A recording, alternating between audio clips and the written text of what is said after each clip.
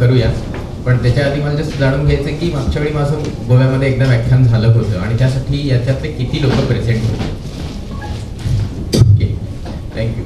हां, because C actually हा जो दंतकथा आणि वस्तुस्थिती हा जो टॉपिक आहे तो रात्री 11 वाजता माझ्याकडे पोहोचला, काल रात्री 11 वाजता. ओके, त्यामुळे ही काही दंतकथा नाही, ही वस्तुस्थिती आहे.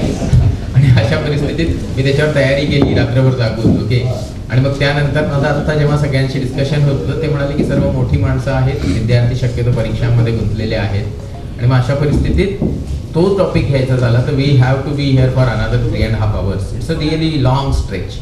Instead of that, we will go for the subset of this particular topic, and which is about understanding the universe. I'll be talking a bit about the origin of universe and vastness of universe, which is actually my interest of topic, which is topic of my interest. It is completely reformative. It addresses many misconceptions which are in the society, and also explains you about the very basics of the science and technology and certain new things which are not known to the society. So I'll go ahead with that topic. It will be shorter. It will be covered in the 45 minutes.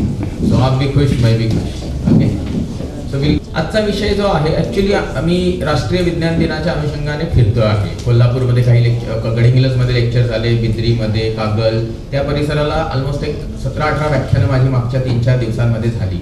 आणि त्यानंतर उरलेला वेळ गोव्यामध्ये already जे free thinkers आहेत त्यांनी सांगितलेलं की आम्हाला तुमची काही व्याख्यानं हवी आहेत, म्हणून गोव्यामध्ये आलो. ऑलरेडी 3-4 व्याख्यानं काल झालेली आहेत आणि आत्ता आज सकाळी एक व्याख्यान झालं, त्याच्यामध्ये 3 सेशन्स आपण छोटे छोटे घेतो जे आत्ता आपण घेणार आहोत. आणि अशा पद्धतीने हे व्याख्यान आहे. खरंच बोलायचं झालं तर टॉपिक होतं राष्ट्रीय विज्ञान दिन, पण content will not be about the national science day, neither I will be covering much details of this. But we all know that 88 वर्षापूर्वी डॉक्टर C.V. रामन यांनी काहीतरी प्रकाश किरणांच्या म्हणजे प्राणांच्या मॉलिक्युलर स्कॅटरिंग ऑफ लाईट विषयी लिहिलं, आणि तो सिद्धांत इतका महत्त्वपूर्ण होता की आज 88 वर्षानंतर, 88 नाही म्हणता येणार, 88च्या आधी 3 म्हणजे 2013 मध्ये it was declared as a chemical landmark by the American society.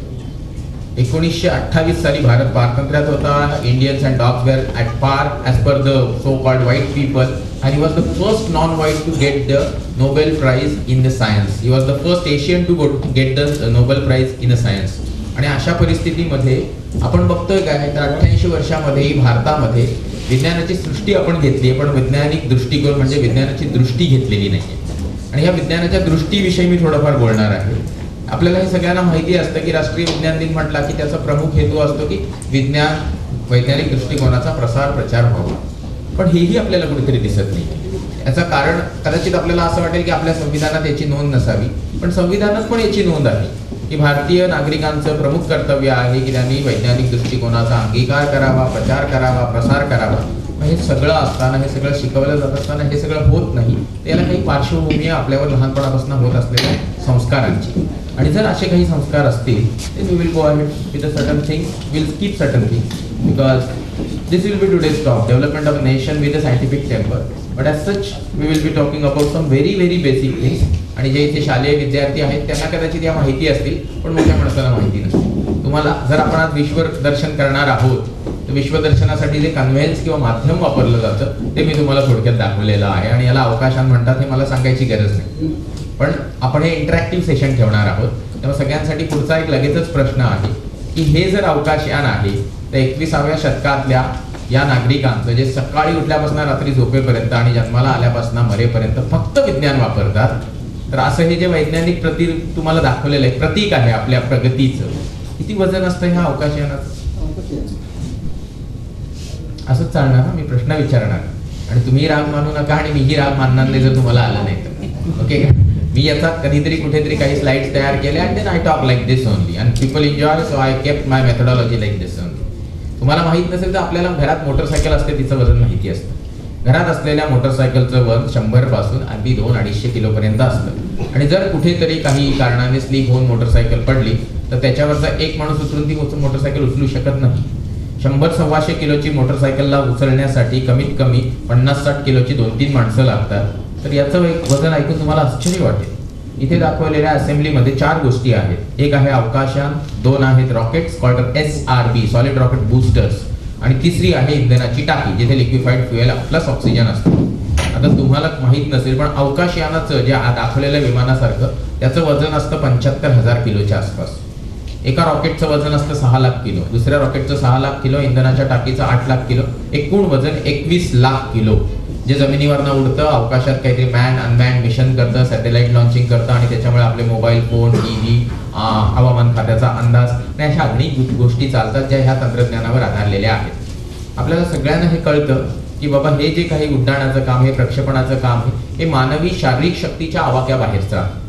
म्हणजे हे मानवाच्या बौद्धिक शक्तीने होतं आणि अशा बौद्धिक शक्तीच्या युगामध्ये 21व्या शतकामध्ये भारतामध्ये लिंबू मिरचीसारखी क्षुल्लक गोष्ट सुद्धा खायला कमी वापरली जाते आणि गाडीला बांधायला जास्त वापरली जाते. आणि मग लोक म्हणतात की भारतामध्ये, तुम्हाला आश्चर्य वाटेल पण बघा आपण कसे असतो. मला काही दिवसांपूर्वी माझ्या होण्याच्या आधीच कोणीतरी थांबवलं आणि मग सो कॉल्ड, म्हणजे जसं तुम्ही हातची मी इकडे बघतोय कोकणात गोव्यामध्ये लोक फार रिसेप्टिव्ह आहेत, पण पुन्हा मुंबईत जरा विचित्र प्रकार असतो. तिथे गेल्यानंतर तुम्ही जर कोणाला विचारलं तर ते पहिले प्रश्न विचारतात. आपण सांगितलं की तुम्ही मला शेवटी प्रश्न विचारला तरी मध्ये विचारलं, ते म्हणाले की मला प्रश्न विचारायचा मगच तुम्ही व्याख्यान चालू करा. तर 1928ला जर भारताला भारतीय तंत्रज्ञानाने, भारतीय शास्त्रज्ञाने नोबेल प्राइज मिळाले, त्यानंतर भारतात राहणाऱ्या भारतीय तंत्रज्ञान आणि ती मानसिकता असणाऱ्या माणसाने मिळवलेलं नोबेल प्राइज सांगा विज्ञान क्षेत्रात, आणि का नाही मिळवत तेही सांगा. म्हटलं हे व्याख्यानाच्या शेवटी करू. आणि हे कारण आहे, आपल्याकडे वैज्ञानिक दृष्टिकोनाचा हवा तसा विकास झालेला नाही. आणि मग अशा परिस्थितीत जाणून घेणं फार महत्त्वाचं आहे की हे वैज्ञानिक दृष्टिकोन जिथे आला तिथे कशी प्रगती झाली आणि मग तो आपल्याकडे का आला नाही. किंवा थोडक्यात जर 1947 साठी राजकीय स्वातंत्र्य मिळवण्यासाठी भारतासारख्या 3000 किलोमीटर लांबी रुंदी असलेल्या देशातल्या लाखो लोकांना स्वतःचे प्राण गमवावे लागले, बलिदान द्यावं लागलं, ज्यांना आपण देशभक्त क्रांतिकारक म्हणतो, तर हे विज्ञान युग येण्यासाठी पण बऱ्याचशा लोकांनी आपलंच प्राण दिलं. फक्त ते एक सामान्य नागरिक नव्हते, त्यातले बरेचसे मोठे मोठे समाज सुधारक होते, बरेचसे मोठे मोठे शास्त्रज्ञ होते. आणि त्यातले एक इथे तुम्हाला दाखवलेले आहेत ज्यांचं नाव गॅलिलिओ आहे, तुम्हाला सांगायची गरज नाही. पण या महिन्यातले महत्त्वाचे दिवस कुठले होते विचारले तर तरुण पोरं म्हणतील 14 फेब्रुवारी, मराठी माणसं म्हणतील 27 फेब्रुवारी आणि आमच्यासारखे शास्त्रज्ञ म्हणतील 28 फेब्रुवारी आणि ज्यांना लीप इयरचं महत्त्व कळतं ते म्हणतील 29 फेब्रुवारी. पण मी विचारलं 15 फेब्रुवारी का महत्त्वाचं आहे तर कदाचित कित्येक जणांना माहिती. आणि मग 15 फेब्रुवारीला गॅलिलिओचा जयंतीचा दिवस. आणि या गॅलिलिओला father of modern science and technology म्हणतात, कारण या माणसाने 400 वर्षापूर्वी मानवतेला पहिल्यांदा दाखवून दिलं की या जगातल्या प्रत्येक वस्तूचं, प्रत्येक गोष्टीचं, प्रत्येक हॅपनिंगचं एक्सप्लेनेशन असतं.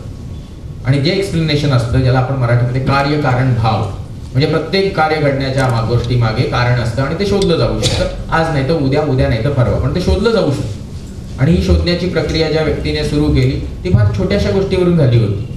एक महत्वाची गोष्ट इथे आपण लक्षात घेतली पाहिजे की जुन्या काळी जे शास्त्रज्ञ होते तेच धर्मगुरू होते आणि त्यांनी धर्म सोडून विज्ञानाच्या मागे लागले आणि ज्ञान विज्ञानाची परंपरा त्यांनी जो पाया रचला त्याच्यामुळे आजचा कळस गाठलेला आहे आपण. आणि असा जो कळस गाठलेला आहे, इथे तुम्ही ज्यांचं चित्र बघताय त्याच्या खाली जी छोटीशी दुर्बीण आहे तिचा व्यास आहे फक्त 2 सेंटीमीटर. कालच मी कॉन्डोलिम बीचला, आमचे एक मित्र आहेत त्यांच्या घराच्या बाजूच्या हॉटेलमध्ये राहत होता आणि त्यांनी 3 इंचाची टेलिस्कोप घेतली, अप्रतिम नवीन टेक्नॉलॉजी वाली. मी शनीचं कडं शोधत होतो, दिसलं नाही. आता या व्यक्तीने काय शोधलं ते बघूया आपण. यांनी या छोट्याशा दुर्बिणीचा वापर करून, हा चंद्र हे सांगायची गरज नाही, पुढे what is this you think at first instance. तुम्हाला कदाचित असं वाटतं या चंद्राच्या कला आहेत, या चंद्राच्या कला नाही आहेत, या शुक्रच्या कला आहेत. आणि आता सगळे इथलं वातावरण बऱ्यापैकी एज्युकेशन पॉईंट ऑफ व्ह्यू आणि reformative point of view are really good. आता मला हे जाणून घ्यायचं की किती जणांनी आकाशात तसा शुक्र बघितलेला आहे. कला नंतर बघू आपण. शुक्र पाहिलेल्या लोकांनी हात वर करावा ही माझी प्रामाणिक इच्छा. बघा आपल्याकडे फार सुविद्य क्राऊड आहे, तरी हात जे वर गेले ते फक्त 10% आहेत. आणि आपण लहानपणापासून शिकतो 8 ग्रह असतात, ते 8 ग्रह सूर्यमालेत असतात, ते अमक्या कारणाने तमक्या कारणाने फिरतात आणि मग हे आणि ते आणि त्याच्याशी संलग्न अनेक अंधविश्वास. आणि अशामध्ये जर समजा इतक्या विविध नागरिकांना जर माहित नसेल की बा आकाशामध्ये शुक्र कधी असतो, दिसतो, कसा दिसतो, का बघायचा, त्याच्या मागची कारणं काय, तर शुक्रला कला असतात हे 400 वर्षापूर्वी गॅलिलिओने शोधून काढलं. ही सगळ्यात मोठी डिस्कवरी झाली. त्याने एवढंच शोधून नाही काढलं, त्याने अजून पण काही शोधून काढलं. आणि हा गुरु नावाचा ग्रह आहे. आता त्याच्यामध्ये 1300 पृथ्वी राहू शकतात, त्यामुळे गुरु कोणाचा तरी प्रबळ असतो वगैरे हे सगळं खोटं आहे. पण इथे महत्वाचा भाग आहे की गुरु नावाचा जो ग्रह आहे त्याच्यामध्ये 1300 पृथ्वी राहत असतील तर त्याच्यामध्ये ज्या 4 सावल्या दिसत आहेत त्या 4 सावल्या 400 वर्षापूर्वी गॅलिलिओने शोधून काढल्या आणि बघितलं की एक गोष्टीसोबत दुसरी पण कोणतरी 3-4 जण फिरतायत. त्यांनी त्याचा फार गाढा अभ्यास केला, त्याचे फोटोज वगैरे म्हणजे छोटे छोटे की त्यांनी कसे डॉट्स वगैरे दाखवले होते.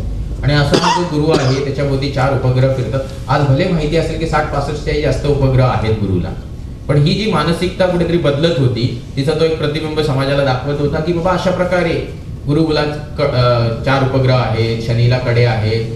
कोपर्निकसने मांडलेला सूर्यकेंद्रित सिद्धांत प्रयोगा आधारे सिद्ध करण्याचं काम ज्या गॅलिलिओने केलं त्याला त्याच्या आयुष्यात त्यावेळच्या समाजमानाने स्वीकारलं नाही. त्यावेळच्या मार्तंडाने म्हणा किंवा धर्मवेड्यांनी म्हणा त्याला 16 वर्ष जेलमध्ये टाकलं. शेवटची 5 वर्ष आंधळा होता. मग तो मेल्यानंतर त्याचं कोणी थडगंही बांधलं नाही. आणि त्याचप्रमाणे त्याच्या 25 वर्षा आधी एक ब्रुनो नावाचा सायंटिस्ट होता. त्याने सांगितलं की रात्रीच्या आकाशात दिसणारा प्रत्येक तारा एक सूर्य असू शकतो. आणि मग ही कल्पना त्यावेळी मानवणारीच नव्हती. कारण जो कार्यकारण भाव सांगत होता, जो धर्मातल्या लिहिलेल्या लिटरेचरच्या विरोधात बोलत होता, त्यांना त्रास होत होता. पण ब्रुनोला एवढा त्रास होईल हे कोणाला माहित नव्हतं.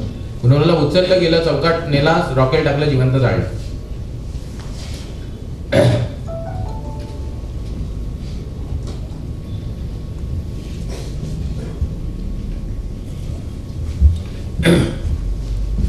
तसं आपल्यासाठी हे सगळं नवीन नाहीये. कारण 150-200 वर्षापूर्वी हिंदू स्त्रियांचे जेव्हा नवरे मरत होते तेव्हा बायकांना जिवंत जाळलं जात होतं. आणि त्यावेळी जेव्हा ज्या लोकांनी याच्या विरोधात काम केलं तेव्हा धर्ममार्तंडांनी त्यांनाही त्रास दिला. आणि आजही होतो. आजही आपण बघतो की समाजसुधारक जे धर्माच्या विरोधात काम करतायत, म्हणजे धर्मातल्या चुकीच्या गोष्टींच्या विरोधात काम करतात, त्यांना भरपूर त्रास होतो. त्यांनाही जीव मारलं जातं. आणि मग खऱ्या अर्थाने असं वाटतं की हे 21वे शतक जे आहे ते खरंच भारतीयांसाठी खरंच विज्ञान, ज्ञान, तंत्रज्ञानाची परंपरा आहे. ती स्वतःहून घेऊन आलंय, यांनी निर्माण केलेलं आहे की आणखीन काय वेगळं घडलंय. म्हणजे जर तुम्हाला इथे कळत असेल की राजकीय स्वातंत्र्य मिळवण्यासाठी लाखो करोडो जर देशभक्तांनी बलिदान दिलं, तर हे विज्ञान युग येण्यासाठी बऱ्याच लोकांनी बलिदान दिलं. आणि मग जी आज आपण स्वर्ग सुख उपभोगतोय. मी आता सहज जस्ट विद्यार्थ्यांशी बोलत होतो म्हणून गप्पांमध्ये मी त्यांना विचारलं की तुमच्याकडे पेन आहे का? ते म्हणाले आहे. मी म्हटलं तुमच्या घरात मोबाईल असेलच पप्पा? मम्मीकडे म्हणाले हो. चुकून कोणाकडे तरी मोटरसायकल असेल, आईकडे म्हणजे किचनमध्ये तुमच्या मिक्सर असेल, तुमच्याकडे ओव्हन असेल, मायक्रोवेव्ह असेल, ठीक आहे ना. कोणाकडे तर कार पण असेल, कधी कोणीतरी विमानात बसला असेल. मग तुम्ही ज्या महारथींना ओळखता, शिवाजी महाराज असतील, अलेक्झांडर द ग्रेट असेल, मोहम्मद पैगंबर असतील, जीसस क्राइस्ट असतील, संत ज्ञानेश्वर असतील, गौतम बुद्ध असतील, या सगळ्यांकडे या गोष्टी होत्या का? कार होती का? मोटरसायकल होती का? सायकल होती का? मिक्सर होता का? अगदी लिहायचं पेनही नव्हतं. मग ही सगळी जी स्वर्ग सुख आजच्या सामान्य माणसाला उपलब्ध झालेली आहेत, ही सर्व आणि सर्व फक्त आणि फक्त ज्ञान, विज्ञान, तंत्रज्ञानाची परंपरा चालू राहिली. कारण सत्य काही झाकून राहत नाही. Truth always prevails. आणि मग याच्या मागे जे हात झटत होते, याच्या मागे जे मेंदू चालत होते, ते अतिशय हाताच्या बोटांवर मोजण्या इतक्या शास्त्रज्ञांचे आणि समाजसुधारकांचे होते. आणि आजही समाजातल्या बहुतांश घटकांना त्यांचा त्रास होतो, कारण यांची वृत्ती असेल हरित देईल खाटल्यावर. ही जी वृत्ती आहे, ही वृत्ती समाजाच्या प्रगतीला मारक ठरते. हे शास्त्रज्ञांनी जर सांगितलं तर लोकांना पटतं तरी, पण प्राथमिक शाळेतला एखादा शिक्षक येऊन इथे उभा राहील तर त्याच्यावर केस केली जाते. त्याच्यावर केस करतात, त्याचा त्रास देतात, त्याचा पगार बंद कसा होईल, समाज त्याला वाळीत कसं टाकेल हे बघितलं जातं. आणि मग अशा वेळी आमच्यासारख्यांना यावं लागतं. नाही तर मी जे सांगणार आहे त्यात विज्ञान फार कमी आणि प्रबोधन खूप जास्त आहे. पण तरी शेवटी मला तुमचं सगळ्यांचं मत ऐकायला आवडेल की हे जे बोललो हे बोलायची गरज आहे की नाही, हे अंगीकारायची गरज आहे की नाही. आणि मग जर 21व्या शतकात 2020लाच आपल्याला भारताला विकसित राष्ट्रांच्या पंक्तीत न्यायचंय ना, अब्दुल कलामांचं ते स्वप्न होतं. प्रत्येकाने जर वैज्ञानिक दृष्टिकोन बाळगला नाही, आपल्या घरातले जर सगळ्या चुकीच्या गोष्टी बाहेर आल्या नाही, तर भारत कशा अर्थाने मला कळत नाही. GDP वगैरे हे जे फंडामेंटल असतात ना, this is much beyond the mental growth. वैज्ञानिक दृष्टिकोनाचा विकास आज आपण म्हणतो ना, तुम्हाला माहिती आहे 2016चं जे राष्ट्रीय विज्ञान दिन होता त्याची थीम आहे the public appreciation on the scientific issues for the development of nation. लोक याचा अर्थ मेक इन इंडिया वगैरे कन्सेप्ट चालू आहे ना, त्याच्यासाठी घेतील. What is make in India? To make higher GDP, the major contribution in the manufacturing sector should go to the 14 to 15% of the profit. Then what is else? It should create at least 10 crore jobs by the 2022. And there are so many blah blah blah blah that they will invest in some 25 sectors. These 25 sectors will be actually contributing to the resource development which will be used by the Indian, so that finally it's the make in India. म्हणजे काय, भारतात बनवणार, भारतीय वापरणार आणि येण्या प्रकाराने आपल्या जो परकीय चलन आहे ते कमी होईल, आपला जो GDP आहे, ग्रॉस डोमेस्टिक प्रोडक्ट इंडेक्स आहे तो वाढणार. ही झाली भौतिक प्रगती. पण ह्या भौतिक प्रगतीच्या मागे जे मानसिक विकास हवा आहे, तो विकास विद्यार्थ्यांमध्ये, समाजातल्या सुशिक्षित अज्ञानी प्रत्येक घटकामध्ये यायला पाहिजे. यासाठी जर कशाची आवश्यकता असेल तर ते परत तेच जे राष्ट्रीय विज्ञान दिनाचं प्रथम कर्तव्य आहे की वैज्ञानिक दृष्टिकोनाचा विकास. आणि मग इथे लोकांना प्रश्न पडतो की हा वैज्ञानिक दृष्टिकोन तुम्ही बडबडता शास्त्रज्ञ लोक, सोशल रिफॉर्मर, पण समाजामध्ये बहुतांश लोक अजूनही तेच सगळं पाळतात. ते पाळतात कारण त्यांचं बेसिक नॉलेज जे आहे, जो कॉमन सेन्स आहे, that is very uncommon. And what is that exactly? Suppose I will ask many of you are here and I will ask what is the age of earth on which you are sitting. तुम्ही ज्या पृथ्वीवर बसलेले आहात, भले बिल्डिंगवर बसले पण ती building पृथ्वीवर आहे, त्या पृथ्वीचं वय किती आहे, ती पृथ्वी ज्या विश्वातून निर्माण झाली त्या विश्वाचं वय किती आहे, आणि हे विश्वनिर्मितीची जी संकल्पना आहे ती देवाधर्माला मान्य असलेली कशी आहे आणि विज्ञान आणि सायंटिस्ट लोकांना मान्य असलेली कशी आहे. आणि मग कळतं की कसं दूध का दूध आणि पाणी का पाणी. आणि मग ते दूध का दूध पाणी का पाणी तुम्हाला पुढच्या स्लाइड्समध्ये नक्की कळेल की विश्वनिर्मितीची प्रक्रिया जी विज्ञानाला मान्य आहे ती ही असं काहीतरी बिग बँग वगैरे कन्सेप्ट आहे. आणि बिग बँग म्हणजे एक महाविस्फोट, आता याला विस्फोट म्हणायचं की काही कन्सेप्ट म्हणायचं की फंडामेंटल म्हणायचं, तुम्ही बहुश्रुत आहात त्यामुळे तुम्हाला सांगायची गरज नाही की काहीतरी छोट्याशा ऊर्जेच्या गोळ्यातून हे विश्व निर्माण झालं. It's very difficult to believe such things because आपल्याला कसं असतं ना, सगळं कसं सोपं सोपं हवं असतं. ज्या ज्या धर्मकल्पना आहेत त्यात बघा किती तुम्हाला विश्वास सापडतील, पण त्याच्या आधी हे किती कठीण आहे बघा. असंच विचार करा, इथे बाजूला असलेला एखादा डोंगर आपण पूर्ण उत्खनन केलं आणि तिकडे एखादा असंच आकाश निरीक्षणाशी संबंधित एक संकुल बनवायचं आहे. डोंगराचे एक अख्खा डोंगर घडून काढ, अख्ख्या डोंगराची माती आता भरपूर असेल ती फेकणार कुठे, म्हणून आपण काय केलं, ती कुठल्या तरी अर्थ मुव्हिंग मशीनने वगैरे दाबून दाबून एक टेनिस बॉल एवढी बनवली आणि मग कुठेतरी साईडला टाकून दिली. प्रॅक्टिकली हे मी जे बोलतो हे सगळं चाइल्डिश वाटेल तुम्हाला, हे इट्स नॉट पॉसिबल. बट एक माउंटन जर तुमचा एक छोट्याशा बॉटलमध्ये भरू शकत नाही आपण, तर we are talking about not only Goa, not only Maharashtra, not India, not earth, not solar system, neither any galaxy. It's all about everything in this universe has originated from such a small source of energy or similar source of energy. म्हणजे आता तुम्हीच confuse असणार की मी बोलतोय काय, की आहे की नाही. हेच तर खरं आहे. जे धर्मग्रंथांमध्ये लिहिलं गेलं त्या धर्मग्रंथांमध्ये असं होतं पृथ्वी चपटी आहे, कारण दिसताना ती डोळ्यांना चपटी दिसते. हे लिहिलं गेलं की सूर्य दररोज पूर्वेला उगवतो पश्चिमेला मावळतो, मग पूर्वेला उगवतो पश्चिमेला मावळतो, म्हणजे आकाशात कोणतरी बटन दाबतो. त्यानंतर असं पण लिहिलं गेलं की बाबा असं फिरतोय म्हणजे सूर्य केंद्रीय सिद्धांत नाही तर पृथ्वी केंद्रीय सिद्धांत बरोबर आहे. आणि मग आज शाळा कॉलेजमध्ये काय शिकवलं जातं की बा सूर्य केंद्रीय सिद्धांत बरोबर आहे, पृथ्वी चपटी नाही तर ती घनगोल आहे. आणि ह्या सगळ्या गोष्टी आजही तुम्ही जर समजा कुठेतरी खेड्यापाड्यातल्या एखाद्या अशिक्षित स्त्रीला ज्यांचं वय 60, 70, 80 आहे त्यांना तुम्ही एक्सप्लेन नाही करू शकत. Because to understand logic you need to be at certain level of knowledge. आणि if it is not there in society तर मग त्याचं विनाकारण विपर्यास करायला समाज पण आहेच ना. एव्हरीबडी इज इन्वॉल्ड बिकॉज त्यांचे प्रत्येकाचे आपापले धंदे आहेत.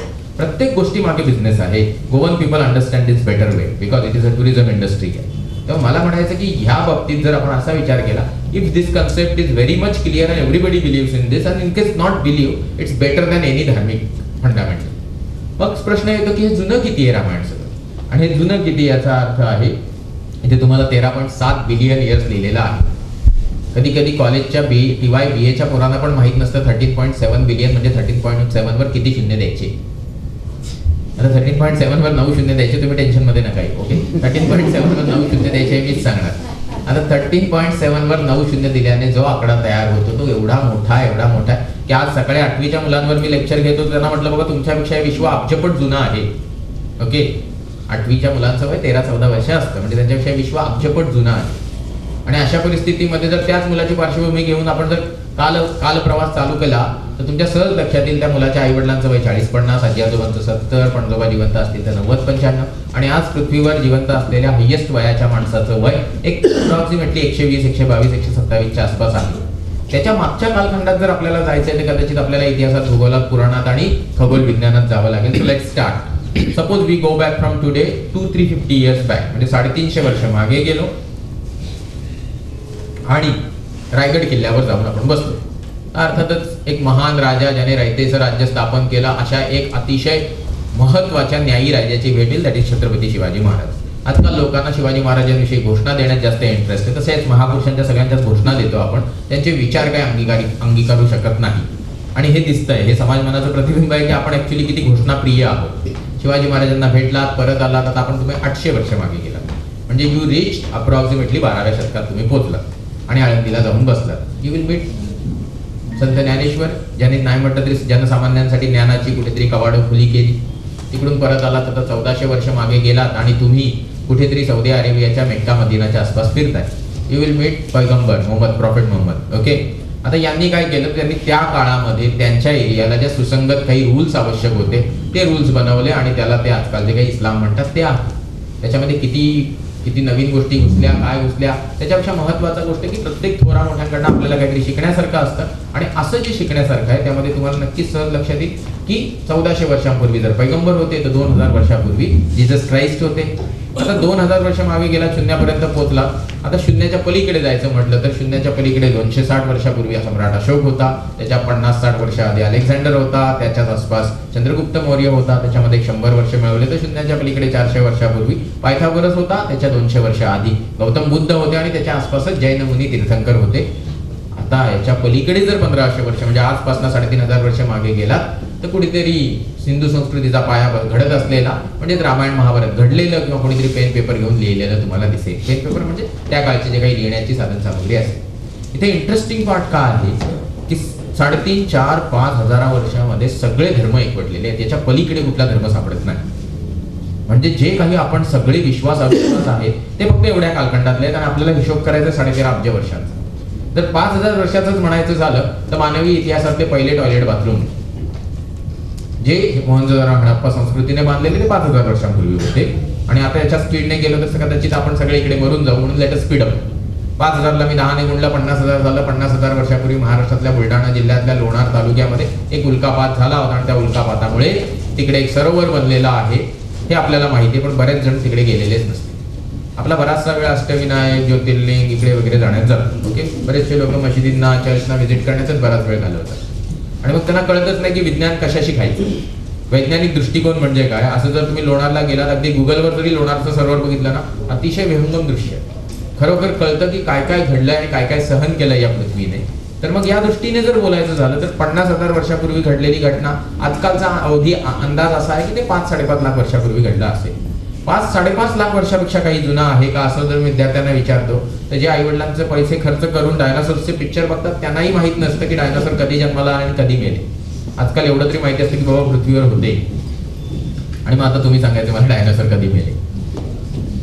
डायनासोर मेले याला झाले 6.5 कोटी वर्ष, 65 millions, that is approximately 6.5 crores, and they came into the existence approximately 20 crore म्हणजे 20 करोड म्हणजे 2000 लाख आणि 6.5 कोटी म्हणजे 650 लाख.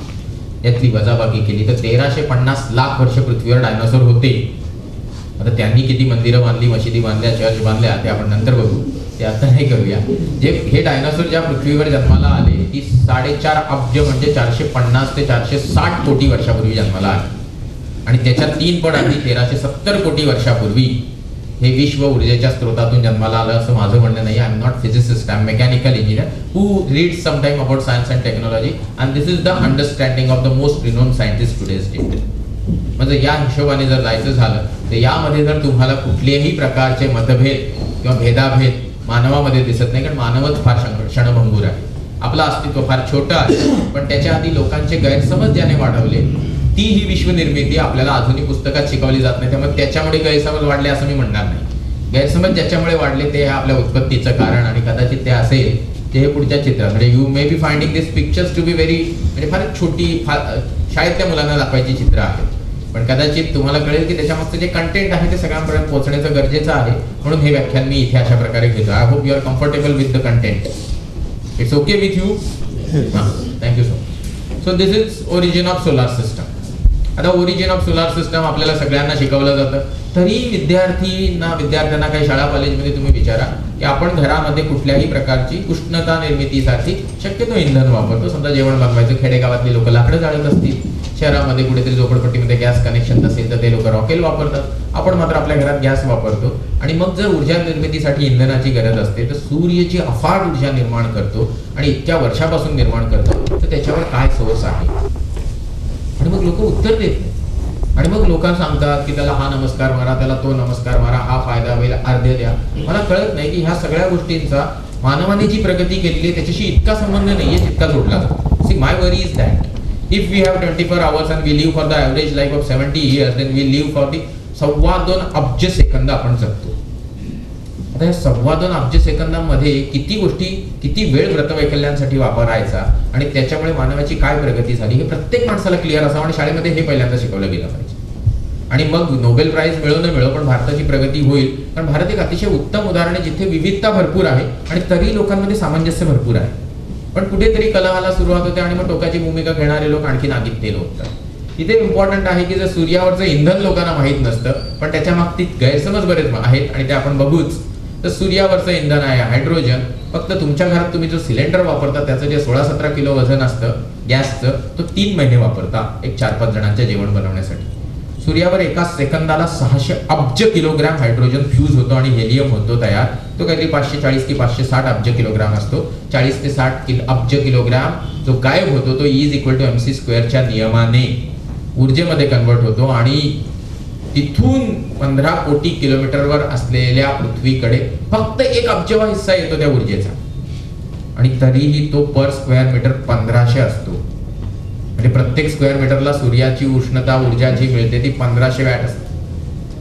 आणि मग आता तुम्हाला सहज लक्षात येईल की जर तुम्ही काश्मीरमध्ये जन्माला आलेले असला तर का तुम्ही अगदी सफरचंदासारखे गोरे असता, साऊथ इंडियन लोक का काळे असतात आणि वेस्ट इंडिजची लोक अशी जळण्यासारखी का काळी असतात. याला कारण आहे उष्णता. पण जुन्या काळी माणसाने याचा पण धंदा केला आणि नुसता धंदा नाही केला तर असं सांगितलं मागच्या जन्मी यांनी पाप केले होते म्हणून या जन्मी काळे जन्माला आले आणि आम्ही पुण्य केलं म्हणून गोरे जन्माला आलो आणि म्हणून या जन्मामध्ये या काळ्या लोकांना गोऱ्या लोकांनी विकण्याचा अधिकार आहे. काय असतो ना, जो सामान्य असतो, जो बुजलेला असतो, ज्याने अन्याय नेहमीच सहन केलेला असतो, तो शब्द नाही काढू शकत. याविषयी मी काही जास्त बोलायचे नाही. फुल्यांनी मस्त 4 वाक्य लिहून ठेवलेत आणि ते तुम्हाला माहिती पण असतील की काय काय झालं ते.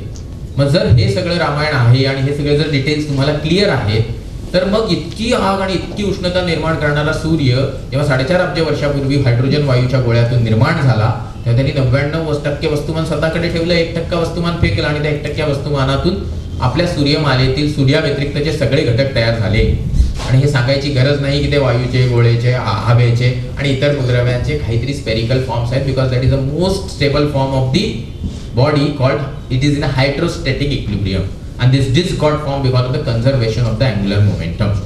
आणि मग जर अशा प्रकारे डिस्क बनल्या ज्या निर्जीव आहेत, पुन्हा तर थोडक्यात जर इथेही पाण्याची बॉटल आहे आणि जर मला खोकला तिकडे पण आहे तर मला ती उचलून घेऊन यावी लागली. ती बॉटल उडून तर माझ्या हातात आली नाही, तिकडची खुर्ची उडून तर माझ्या डोक्यात लागू शकत नाही, रस्त्यातला दगड तर आपल्या डोक्यात बसत नाही ना अचानक जोपर्यंत आपण त्याच्यावर जाऊन पडत नाही.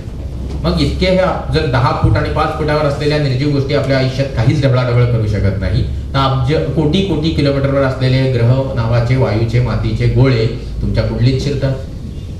कुणाचा तरी गुरु प्रबळ असतो, कुणाचा तरी मंगळ कडक असतो, कुणाला शनी 7.5 लावतो. आता 7.5चा अर्थ माहीत नसलेले पण तुम्हाला 99% लोक भेटतील. आणि जेव्हा तुम्ही शोधायला जाता तेव्हा तुम्हाला कळतं की एक्झॅक्टली वक्री ग्रह असणे म्हणजे काय. आणि मग तुम्हाला कळतं, हे प्रश्न येत नसतात पण हा तर प्रश्न यायला पाहिजे की एखादा ग्रह 7.5 लावतो तर 7:45 किंवा 7:15 का नाही लावतो. पोरांना असले प्रश्न विचारायला तुम्ही संधी दिली पाहिजे. पोरगा जरा हालचाल करेल आपण लगेच बोलतो बस का तेव्हा सारखा गप्प बस. म्हणजे इकडचा देव तुम्हाला गप्प बसायला शिकवतो. आणि हे गप्प बसा संस्कृतीचं एक प्रमुख लक्षण आहे की तिची अधोगती फार पटकन होते आणि नको त्या लोकांचं राज्य बोकाळते. मी फार ओपन स्टेटमेंट करतो की देव आणि धर्माने कधीच मानवतेचं भलं केलं नाही आणि करणार नाही याची मला गॅरंटी. कारण खऱ्या अर्थाने मानव आणि इतर प्राण्यांमध्ये हाच फरक आहे की त्यांच्यामध्ये देव आणि धर्म नाही तर आपल्यात आणि देव आणि धर्म आहे. आणि मग या परिस्थितीत जर तुम्ही विचार केला तर हे सगळं जे काही बघताय तुम्ही ही सूर्यमालेची निर्मिती, हिच्या बाबतीत जर एवढे गैरसमज आहेत आणि हे अज्ञानामुळे आले होते तर ते अज्ञान आजकाल लख प्रकाशामुळे दूर झालेलं आहे. कारण कुठेतरी ज्ञान विज्ञानाने ह्या सगळ्याला जे गैरसमज होते ते शोधून काढलेले. Now let's go to the very simple fact that been taught into the school. मानव निर्मिती, पृथ्वीवर मानव कुठून आला याच्या दंतकथांची काही कमी नाही. म्हणजे तुम्ही जितके धर्म घ्याल त्यामध्ये 4-5 स्टोरी निघते आणि मग जितक्या तुम्ही स्टोरी उगाळत जाल तेव्हा तुम्हाला कळेल की हे सगळं शाळेत तर शिकवलं जात नाही ना. तुम्ही कुठल्याही शाळांमध्ये जा, शाळेमध्ये हे शिकवलं जात नाही जे आपल्याला तसं सांगितलं जातं. शाळेमध्ये हे सांगितलं जातं की एक डार्विन नावाचा शास्त्रज्ञ होता, त्याने उत्क्रांतीवाद मांडला आणि तो बऱ्याचशा लोकांना पटला आणि तो बहुतेक योग्य पण आहे आणि त्यानुसार माकडा सदृश एक प्रजातीपासून मानव सदृश प्रजाती जन्माला.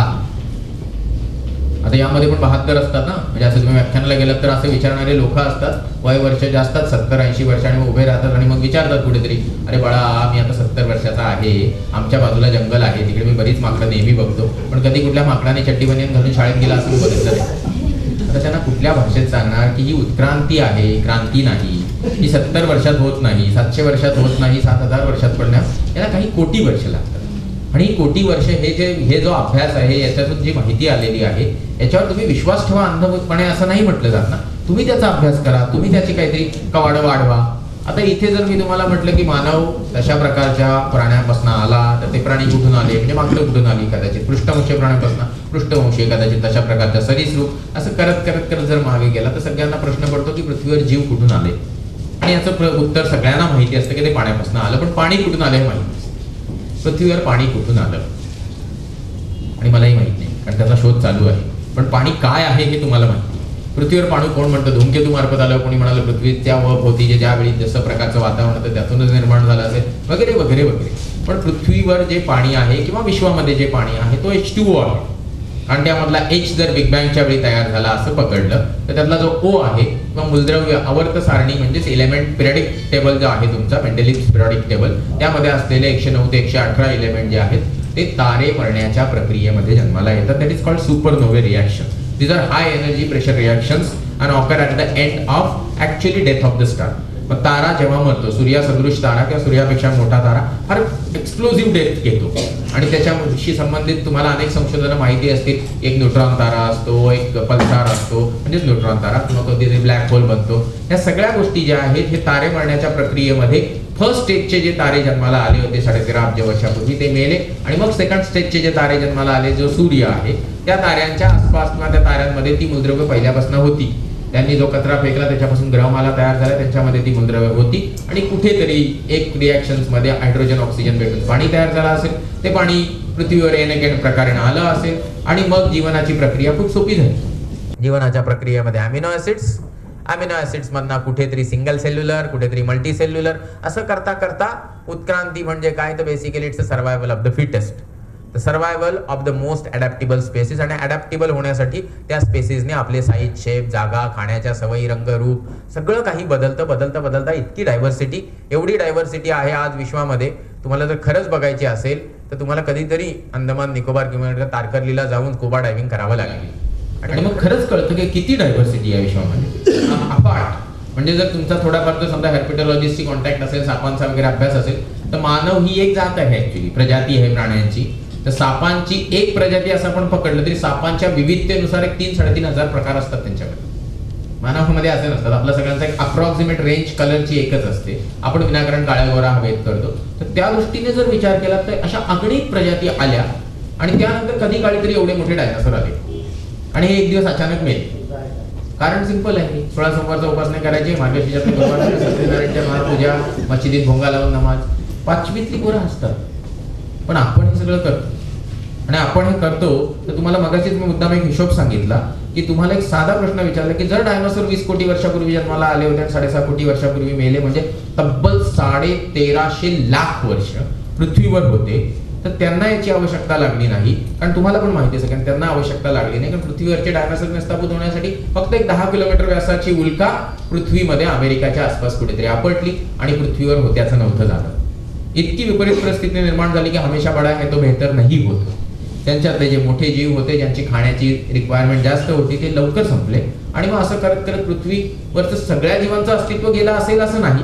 आणि उत्क्रांतीची प्रक्रिया मध्ये जो सबळ तो टिकतो आणि कोणीतरी टिकला असेल आणि ह्या उत्क्रांतीच्या पुढच्या टप्प्यामध्ये डायनासोर जरी अस्तित्वात नसतील तरी असा एक जीव रंगरूप घेत होता की त्याच्याकडे डायनासोर प्रमाणे ताकद नव्हती, त्याच्याकडे वाघसिंहांप्रमाणे पंजे नव्हते, त्याला माशाप्रमाणे पोहता पण येत नव्हतं, पक्ष्याप्रमाणे उडता पण येत नव्हतं आणि त्याच्याकडे सापाप्रमाणे स्वतःचं संरक्षण करण्यासाठी विष पण नव्हतं.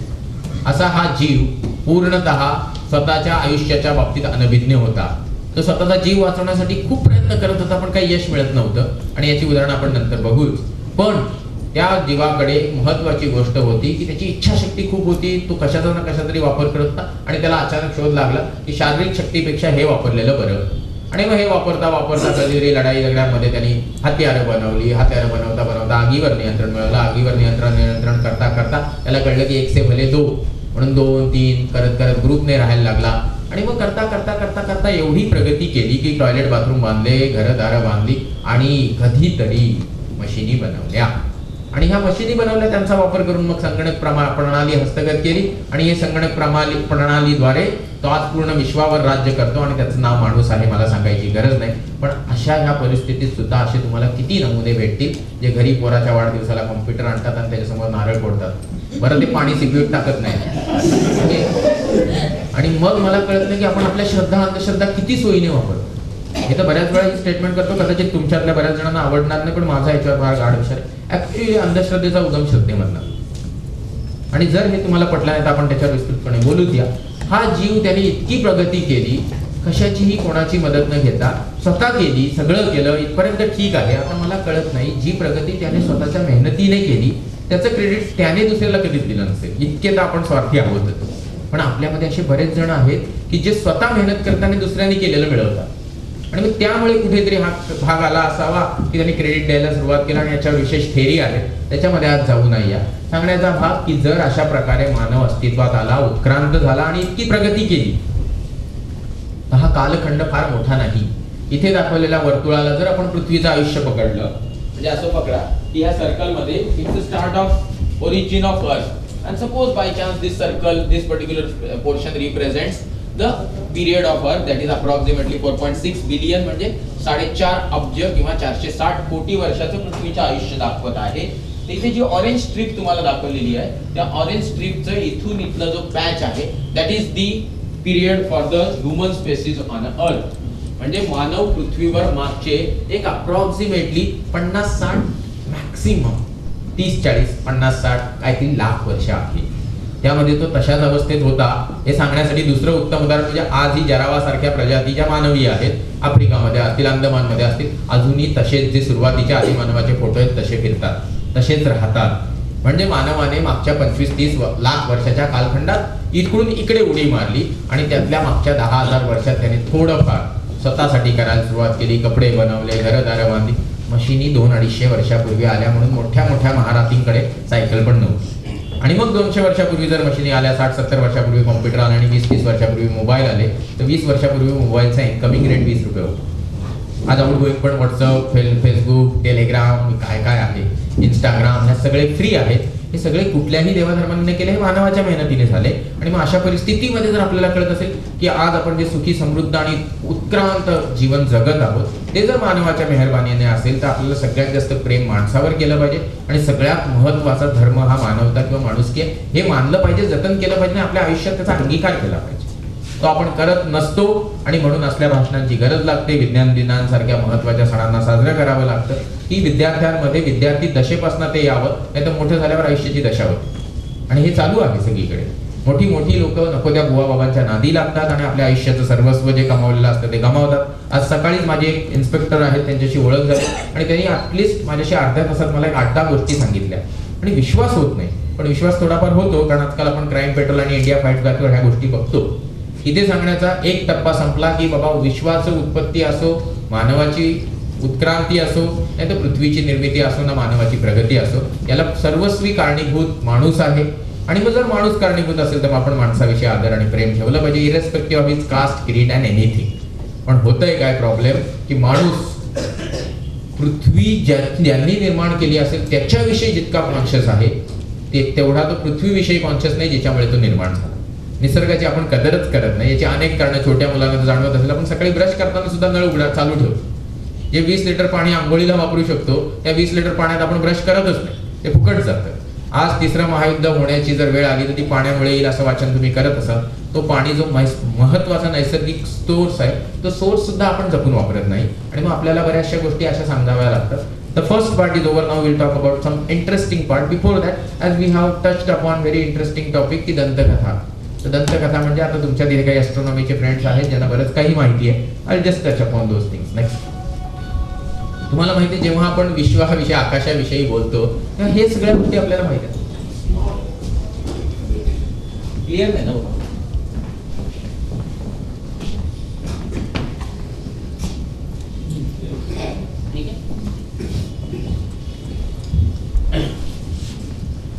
नॉर्मली अभ्यासामध्ये किंवा तुम्ही आकाश दर्शनासाठी वगैरे जाता, ह्या सगळ्या गोष्टी असतात. आता कॉन्स्टिलेशन इज ओके. एखादा ग्रुप ऑफ स्टार आहे तर त्याला कॉन्स्टिलेशन, तारका समूह म्हटलं गेलं उत्तम, म्हणजे नाव दिलं गेलं. आता प्लुटोला प्लुटो म्हणा नाही तर अमिताभ बच्चन म्हणा, it doesn't bother to you. But what is important की नाव देण्याची आपली प्रथा आपण देतो. त्याच्यानंतर तुम्ही नक्षत्र बघा, व्हेरी इंटरेस्टिंग पार्ट आहे. यात पण अभ्यासपूर्ण माहिती आहे. खरं सांगायचं तर आपली जी संस्कृती आहे, त्याला मी मुद्दाम संस्कृती शब्द वापरतो कारण त्यामध्ये ज्ञान बरंच आहे, पण त्याचा उपयोग फार कमी केला गेला. तर त्यामध्ये जे नक्षत्र आहे that has got better list count compared to the rashi. म्हणजे जर तुम्ही हिशोब केला की एखाद्या गोष्टीचे मी सर्कलचे जर 12 भाग केले किंवा एखाद्याचे 27 भाग केले, तर 27 भाग केलेले will be have better accuracy. आणि मग त्या कॉन्टेक्स्टमध्ये नक्षत्र इज बेटर. पण ह्या सगळ्या गोष्टींना तुमच्या भविष्याशी जोडणे, तुमच्या भूतकाळाशी जोडणे, तुमच्या आयुष्याशी जोडणे हा मूर्खपणा आहे. This is excellent for time keeping. Time keeping, दिशादर्शक म्हणून तारका समूहांचा उपयोग झाला आणि मग त्याच्याविषयी खूप उत्सुकता, क्युरिओसिटी असल्याने दुर्बिणी तिकडे वळल्या आणि मागच्या 100-150 वर्षामध्ये खूप प्रगती झाली. It's all due courtesy to the science and technology. पण व्हॉट इज इम्पॉर्टंट हिअर की आपण याच्याविषयी खूप गैरसमज बाळगून असतो. आणि मग काय गैरसमज बाळगून असतो ते तुम्हाला पुढच्या चित्रात दिसेल. ज्यांनी कधीही आकाश दर्शन केलं नाही त्यांना जर मी विचारलं बाबांना इकडे काय दिसतो, तर ज्यांना आकाश दर्शन, आकाशामध्ये शुक्रच बघितला नाही तर तारकासमूह बघण्याचा संबंध येत नाही, त्यांना इकडे काही दिसणार नाही. म्हणाला आहेत कधी 4-5 तारे. ओके, आता इकडे काय बघितलं लोकांनी ते तुम्हाला बघून आश्चर्य वाटेल. Next next next.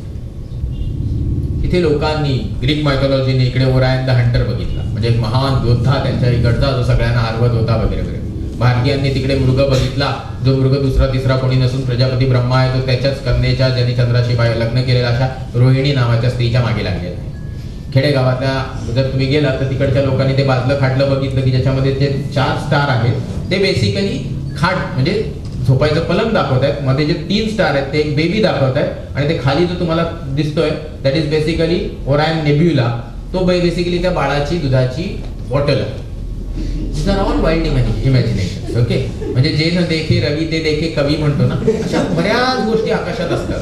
सगळ्या धर्मकल्पना ह्या जे न देखे रवी ते देखे कवी इथपर्यंत ठीक आहे. असं नाही की कलेशी अशा प्रकारच्या इमॅजिनेशनशी आपण नातं तोडावं, पण आयुष्यामध्ये त्यांचा अंगीकार करताना आता शुक्र तारा मंदवारा अरुंधतीने गायलं म्हणून पोरं शुक्र तारा आहे म्हणून हट्ट करून बसतात.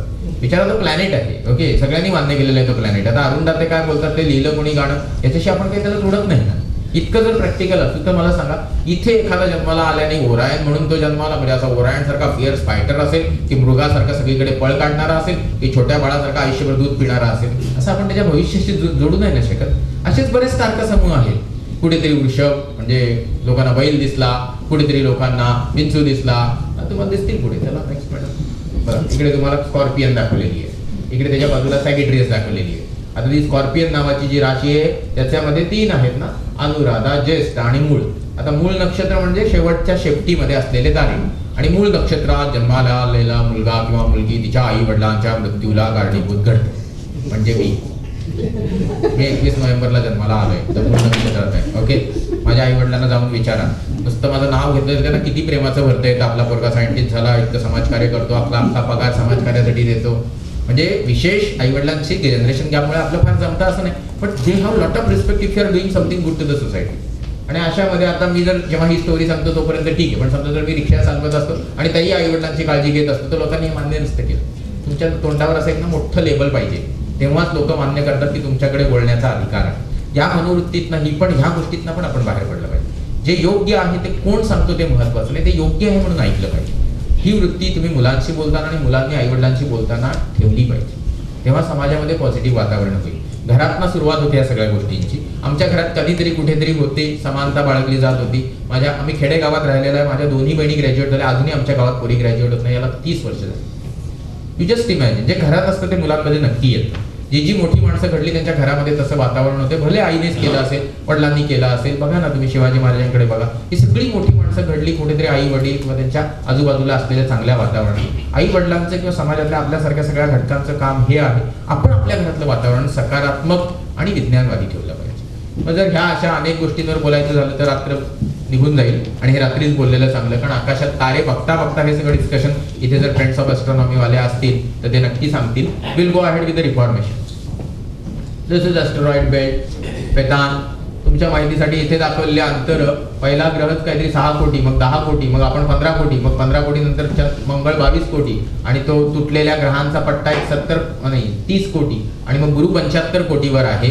आणि असं पलीकडे गेला तो प्लुटो आहे 600 कोटी किलोमीटरवर, आणि त्या 600 कोटी किलोमीटरवरच्या प्लुटोच्या पण पलीकडे क्युपियर बेल्ट आहे, त्याच्या पलीकडे वुड्स क्लाउड आहे, आणि त्या वुड्स क्लाउड मधनं धूमकेतू येतात सूर्याच्या गुरुत्वीय बलामुळे येतात, सूर्याला चक्कर मारतात, मारताना पृथ्वीभोवती पृथ्वीच्या इलेक्ट्रिकल ऑर्बिट मधनं फिरते, तिच्याशी इंटरसेक्ट करतात, कचरा सोडतात, आणि तो कचरा पृथ्वी तिथे जवळ आल्यानंतर गुरुत्वीय बलाने खेचून घेते, आणि तो एवढ्या कोटीवरून भेटायला आलेला कचरा पृथ्वीच्या वातावरणात घर्षणाने जळतो आणि आपल्याला कुठेतरी असा एक लाईटची स्पेक दिसते, त्याला आपण तुटता तारा म्हणतो. इतकं छान विज्ञान, इतका छान माहितीचा संग्रह आपल्याकडे भेटायला येतो, आपण मात्र डोळे मिटून अशा फिश ना फिश करतो. आता या काय दंतकथा कुठेतरी कुछ होत आहे, पिक्चरमध्ये दाखवलं पोरं बेडी असंच करतात. आता ह्या सगळ्या गोष्टी मला कळत नाही. या सामान्य गोष्टी आहेत. जर आईवडिलांचं वाचन असेल, मित्राचं असेल, काकामध्ये, त्यांना सांगितलं गेलं पाहिजे की किती इंटरेस्टिंग आहे. तुम्हाला माहिती आहे जेमिनाइट सारखे वगैरे मिटिओर शॉवर एवढ्या प्राईम टाइमला असतात की त्याच्यामध्ये एका रात्रीत एका तासात वगैरे 70-80 मिटिओर बघायला मिळतात. ही पर्वणी आहे, हिच्यासारखं स्वर्ग सुख नाही. ओके, मी आता आंबोलीला मागे व्याख्यानासाठी आलेलो, तेव्हा आम्ही तिकडे खुर्च्या टाकून बसलेलो. आम्ही काहीतरी पैसे किती 50 आम्ही काहीतरी 50-60 बघितले आणि आमचा मित्र अलिबाग मधल्या एखाद्या कुठल्या तरी दूर जागेतून बघत होता. त्याने किती बघितले, 120-130 वगैरे बघितले मिटिओर, आणि तेही मोठे मोठे फायरबॉल. मुलांना फार आवडतं. नेहमी तोंड वाकडं करणारी पोरं रात्रभर डोळ्याला डोळा लावत नाही, असं डोळे करतात. आणि त्याचा अभ्यास असतो, तुम्ही लिहू शकता, ते सगळे ऑब्झर्वेशन तुम्ही चांगल्या ऑर्गनायझेशनला पाठवू शकता. Why can't you keep involving your kids in to this आणि एल्डरली पीपल ऑल्सो. उगाच कोणाच्या तरी सत्यनारायणच्या महापूजेला जायचं, साखरपुड्याला जायचं, पाचवीला जायचं. It doesn't help and it doesn't add to the society anyway. आणि तुमच्याही सुखाला नाही. मेहनतीने कमवलेले हजारो रुपये आपण असे विनाकारण फुकट घालवतो. मी सोशल वर्क करतो म्हणून लोक माझं खूप कौतुक करतात. ते सगळे पैसे कुठून आलेले आहेत माहिती? माझ्यासमोर माझी बायको बसलेली. आम्ही फक्त 150 रुपयात लग्न केलं. रजिस्ट्रेशन ऑफिसला गेलो, रजिस्टर केलं. तो म्हणाला हार गिर सांगायचं नाही परवडत. घेतलं, उचललं, फॉर्म 1 महिन्यानी तरी तो फॉर्म दिला. म्हणाला आता काय बोललं नाही, आम्ही पेढे पण नाही म्हणतो. ओके, कशाला कोणाला ज्याचा काही तुमचा संबंध नाही. गरजू माणसाला तुम्ही तुमचे रिसोर्सेस देऊ शकता ना. आपल्याकडे असं कितीतरी संस्था आहेत ज्या खूप काम करतात. बाबा आमटे, प्रकाश आमटे ह्याच विचारसरणीचे लोक आहेत. आपण त्यांना मानतोच ना, दाभोळकरांना, पानसरेंना आपण मानतोच. मग हे विचार मुलांमध्ये पोहोचले पाहिजे. तुम्ही त्यांना विनाकारण तळहातावरच्या पोडाप्रमाणे जगता. समाज बदल तोच करू शकतो ज्यांनी समाज बदलाचे चटके सहन केले. त्यांना जरा ते सहन करू द्या. आपण उदाहरण त्यांना लाडावतो आणि मग त्या लाडामध्ये आपण त्यांना ओरडतो, तुझ्यासाठी हे केलं ते केलं. त्यांनी थोडंच सांगितलं तुम्हाला हे करा आणि ते करा. It's all done by you and then you expect lot from them. आणि मग अपेक्षा खूप असतील तर अपेक्षा भंगाचं दुःख आहे. इथे सांगण्याचा भाग की हेही एक मोठा गैरसमज आहे. करोडो किलोमीटरवरनं तुम्हाला कुठेतरी सेलेस्टियल मित्र भेटीला येतो आणि आपण मात्र डोळे बंद करून बसतो. ओके, चलो नेक्स्ट. अशा प्रकारचं हे दृश्य आहे. Some photographs which are not taken by me, this download from the internet. Next. इक्लिप्सच्या बाबतीत तर बोलायची गरज नाही. विज्ञान युग आहे. शाळा कॉलेजमध्ये मुलांना हे शिकवलं जातं. मॅडम शिकवतात पण की ग्रहणे हा सावल्यांचा खेळ आहे. आणि घरात जर छोटी चिल्ली पिल्ली असतील तर त्यांना त्या दिवशी मात्र जेवण मिळत नाही, कारण ग्रहण सुटल्याशिवाय जेवण बनवायचं नाही. तर टाक्यांमध्ये पाणी भरलं असेल, भले तिकडे पाणी येत नसेल, टँकरमध्ये पाणी पुरवठा होत असेल, तरी ग्रहणाच्या दिवशीचं पाणी मात्र सगळं ओतलं जातं भसाभस. आणि मग नवीन पाणी येईपर्यंत वाट बघत बसायचं. पाणी शिळं होतं हा कन्सेप्टच चुकीचा आहे. ओके, पाणी बिडी काही शिळं होत नाही. हे आपल्या इकडे समजणार कधी तेच कळत नाही. पृथ्वीच्या पोटातून जे आपण ते पाणी काढतो बोरवेलने, ते कित्येक वर्षापासून तिकडे पडून असतं. त्याच्यावर कोणी सोपस्कार करत नाही. पण आपण common sense which is not very common, that is the issue. Let's go further. This is supermoon. तुम्हाला माहिती असेल एक आपल्यापासून अप्रॉक्सिमेटली 3,84,000 किलोमीटरवर चंद्र आहे. जेव्हा तो 4,10,000 किलोमीटरवर जातो छोटा दिसतो थोडा. जेव्हा तो 3,50,000-55,000 वर येतो जरा मोठा दिसतो. आता दिसला काही छोटा मोठा, त्याचा तुमच्या शरीरावर काहीच परिणाम होत नाही. पण टीव्हीवर इंडिया टीव्ही सारखे वगैरे त्याचा इश्यू करून अख्ख्या दिवसभर लावत असतात. बुवा बाबाने घेऊन पिडत असतात आपल्याला.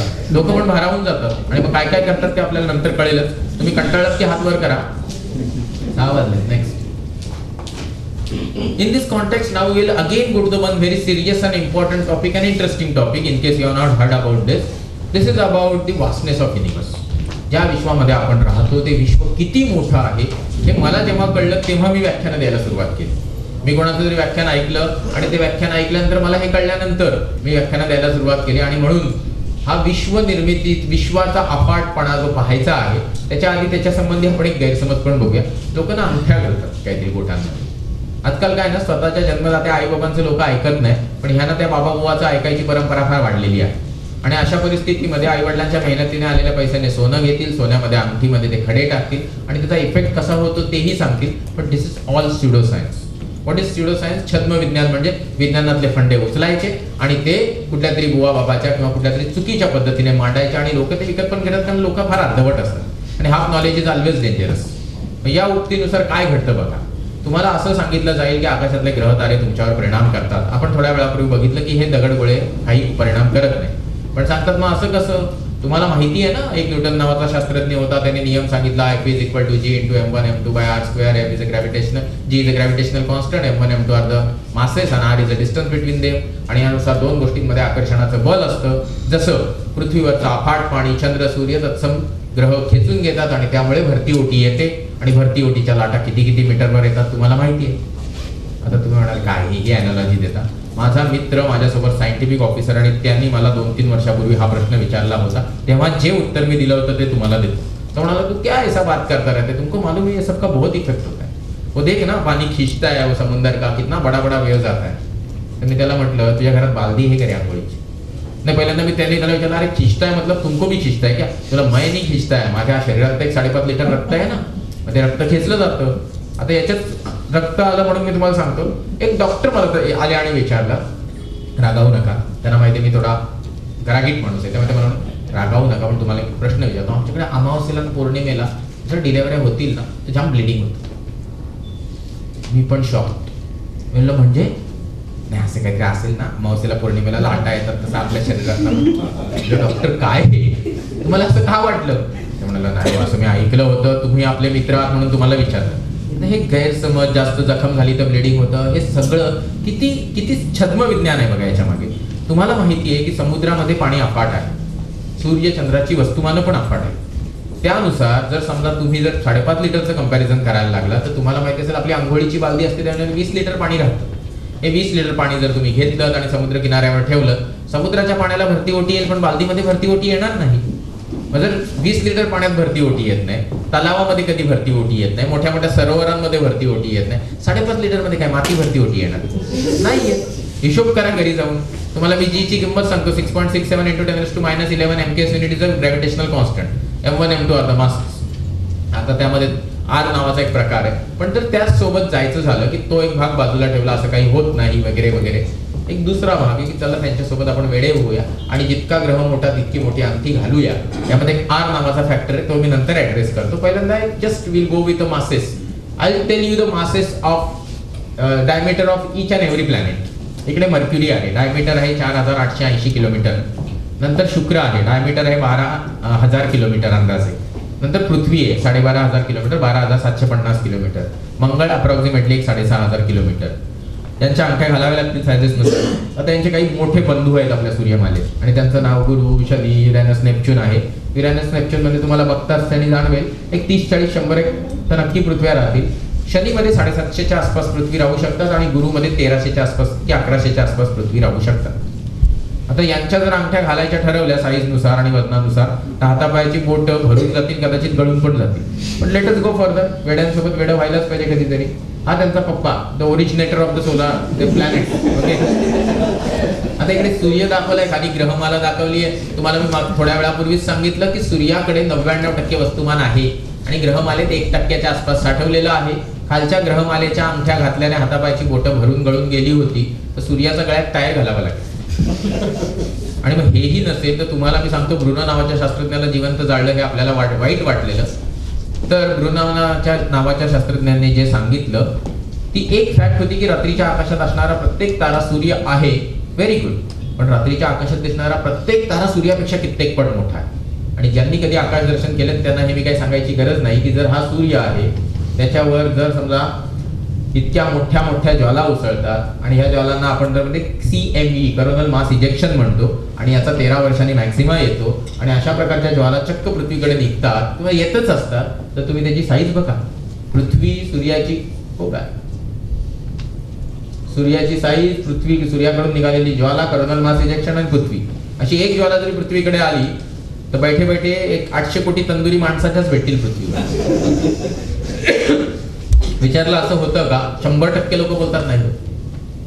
आणि तुमच्या माहितीसाठी असं होतं, दर 11 वर्षांनी होतं, सोलार मॅक्सिमा येतो, असं निघतं. पण we are 15 crore kilometre, so you will not have physical effect of the आग. म्हणजे जी काही आग येते तिचा फिजिकल इफेक्ट नसेल, त्याच्यामध्ये जे चुंबकीय क्षेत्र आहे, इलेक्ट्रोमॅग्नेटिक फील्ड आहे, त्याचा तुमच्या पृथ्वीवरील जे इलेक्ट्रॉनिक साधन सामग्री आहे, ते सॅटेलाइट्स 10,000पेक्षाही जास्त सॅटेलाइट आपल्या पृथ्वीभोवती फिरत आहेत, त्यांच्यावर काहीतरी विपरीत परिणाम होऊ शकतो. आणि it has been always observed. What is important here की अशा प्रकारच्या नॅचरल गोष्टी होत राहतात पण आपल्याला माहित नसतात. 2012 साली दुनिया बुडणार होती, माहिती आहे तुम्हाला सगळ्यांना. मग बुडाली का? तुम्हाला माहिती नोव्हेंबरच्या 15 तारखेपासून पृथ्वी अंधारात जाणार होती, मग गेली का? नाही. चुकीच्या गोष्टी आपण का रिसेप्टिव्ह असतो मला कळत नाही. मसालेदार खाणं जसं आवडतं तसं मसालेदार ऐकायला पण आवडतं. कदाचित हा त्याचा मागचा भाग असेल. Will go further. If this is the sun, आणि आता मी तुम्हाला म्हटलं की ब्रुनोची स्टेटमेंट, तर जे विद्यार्थ्यांना माहिती आहे, ज्यांना माहित नाही त्यांच्यासाठी जे मगाशी तारे दाखवले होते त्यामध्ये व्याध होता. आता जे जेमिनी नावाचा तारका समूह आहे म्हणजे मिथुन राशीचा, त्याच्यामध्ये पोल्युक्स आहे. स्वाती नावाचा तारा बुटस नावाच्या तारका समूहामध्ये आहे. आणि हे सूर्याहून किती मोठे आहेत बघा, आणि रात्रीच्या आकाशात सहजपणे ओळखता येऊ शकतात थोड्याशा अभ्यासाने. नेक्स्ट, इथे तुम्हाला आता आणखीन तारे दाखवतोय. रोहिणी, अल्देब्रान, बुल्सआय म्हटलं जातं, जो टॉरस म्हणजे वृषभ तारका समूहातील आहे. राजन्य परत त्या ओरायन किंवा मृग तारका समूहातील आहे. आणि इकडे जो बिटलग्यूज दाखवलेला आहे तो मरणाच्या जवळ पोहोचलेला तारा आहे, जो परत ओरायन तारका समूहातला आहे. ज्येष्ठा अँटॅरस, तोही मरणाच्या जवळ पोहोचलेला, आणि तो मात्र ज्येष्ठा नक्षत्र म्हणजे अनुराधा, ज्येष्ठा आणि खालचा जो मूळ नक्षत्र आहे त्या वृश्चिक तारका समूहातील तो तारा आहे. आता तुम्हाला सूर्य दिसतोय का बघा, ज्याच्यामध्ये 10 लाख पृथ्वी सामावू शकतात. अशी पृथ्वी दिसत नाही, सूर्य दिसत नाहीये, आणि त्याच्यासमोर हे तारे किती अजस्त्र दिसत आहेत. जस्ट एक ब्लाइंड थॉट म्हणून की जर या सगळ्यांच्या अंगठ्या घालायच्या आहेत. कदाचित तुम्ही असं म्हणाल की तुम्ही असं कसं सारखं सारखं म्हणताय, त्यामध्ये एक डिस्टन्स फॅक्टर होता, आणि डिस्टन्सच्या वर्गाच्या इन्व्हर्सली प्रोपोर्शनल असतं. तर तुम्हाला मी आता एक दुसरा गैरसमज दूर करतो की हे सगळं जे आहे ते तुमच्या जन्माशी संबंधित असतं. असं जे म्हणणारे ज्योतिष आणि बाबा बुवा असतात त्यांना हे कळत नाही की जर कॅल्क्युलेशन करायला लागलं तर डिलेव्हरी बाळाची होत असताना त्या रूममध्ये असलेले टेबल, खुर्च्या, कात्र्या, ते गरम पाण्याचा पॉट, त्या दाया, त्या नर्सेस आणि ते डॉक्टर यांचा इफेक्ट त्या बाळावर जास्त असतो कुठल्याही सेलेस्टियल बॉडीपेक्षा. मग काय ते डॉक्टरांच्या नावाने अंगठ्या घालणार काय? नाही ना. मग प्रश्न काय होता ना, मी जर एवढ्यावर सोडून गेलो असता आणि हा टॉपिक कव्हर केला नसता तर कोणीतरी ऐकून परत तो डाऊट मला फोनवर विचारला असता. म्हणजे उगाचच वाकड्यात शिरण्यापेक्षा जे आहे की what is the bottom line of this complete discussion. Believe in yourself, believe in humanity आणि work for the humanity, nature and mother earth. That's the bottom line. And in this context suppose these are the stars, set of stars. रात्रीच्या आकाशात असे किती तारे दिसतात, पुरा अजूनही आगळीत बोलतात. जाऊन कधी टेरेसवर मोजा, तुम्हाला गोव्यात पण 50 तारे दिसत नसतील मला असं वाटतं, 100 एक जास्तीत जास्त.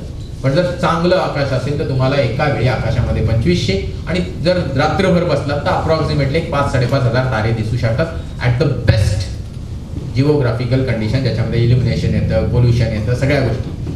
मग असे जर 5,500 तारे आहेत, पण आकाशामध्ये 5,500 तारे नाही आहेत. आकाशामध्ये किती असे तारे आहेत जे आपल्याला दिसतात ते सगळे सूर्यापेक्षा मोठे आहेत, पण आकाशामध्ये हे तारे ज्या गावात राहतात त्यांच्या गावाची लोकसंख्या आहे 200 अब्ज. आणि आपल्या मातृ गॅलेक्सीचं चित्र तुम्हाला इथे दाखवलेलं आहे, तिचं नाव आहे मिल्की वे. आणि या मिल्की वे गॅलेक्सीमध्ये जो पांढरा ढग दिसतोय तिथे 200 अब्ज तारे दाबून भरलेत. त्याच्यामध्ये जो पिवळा बिंदू आहे तो सूर्य नाही, ती सूर्यमालेची जागा आहे. आणि परत इथे एक दंतकथा की गॅलिलिओला शिक्षा झाली, कारण गॅलिलिओ जे बोलत होता तो कार्यकारण भाव त्यावेळच्या लोकांना मान्य नव्हता. कारण त्यावेळच्या धर्मग्रंथात लिहिलं गेलंय की आकाशातल्या बापानं दिवसा माणसाला उजेड मिळावं म्हणून सूर्य नावाचं तोरण, आणि रात्रीसाठी शीतल चांदणं मिळावं म्हणून चंद्र नावाचं तोरण टाकलेलं आहे.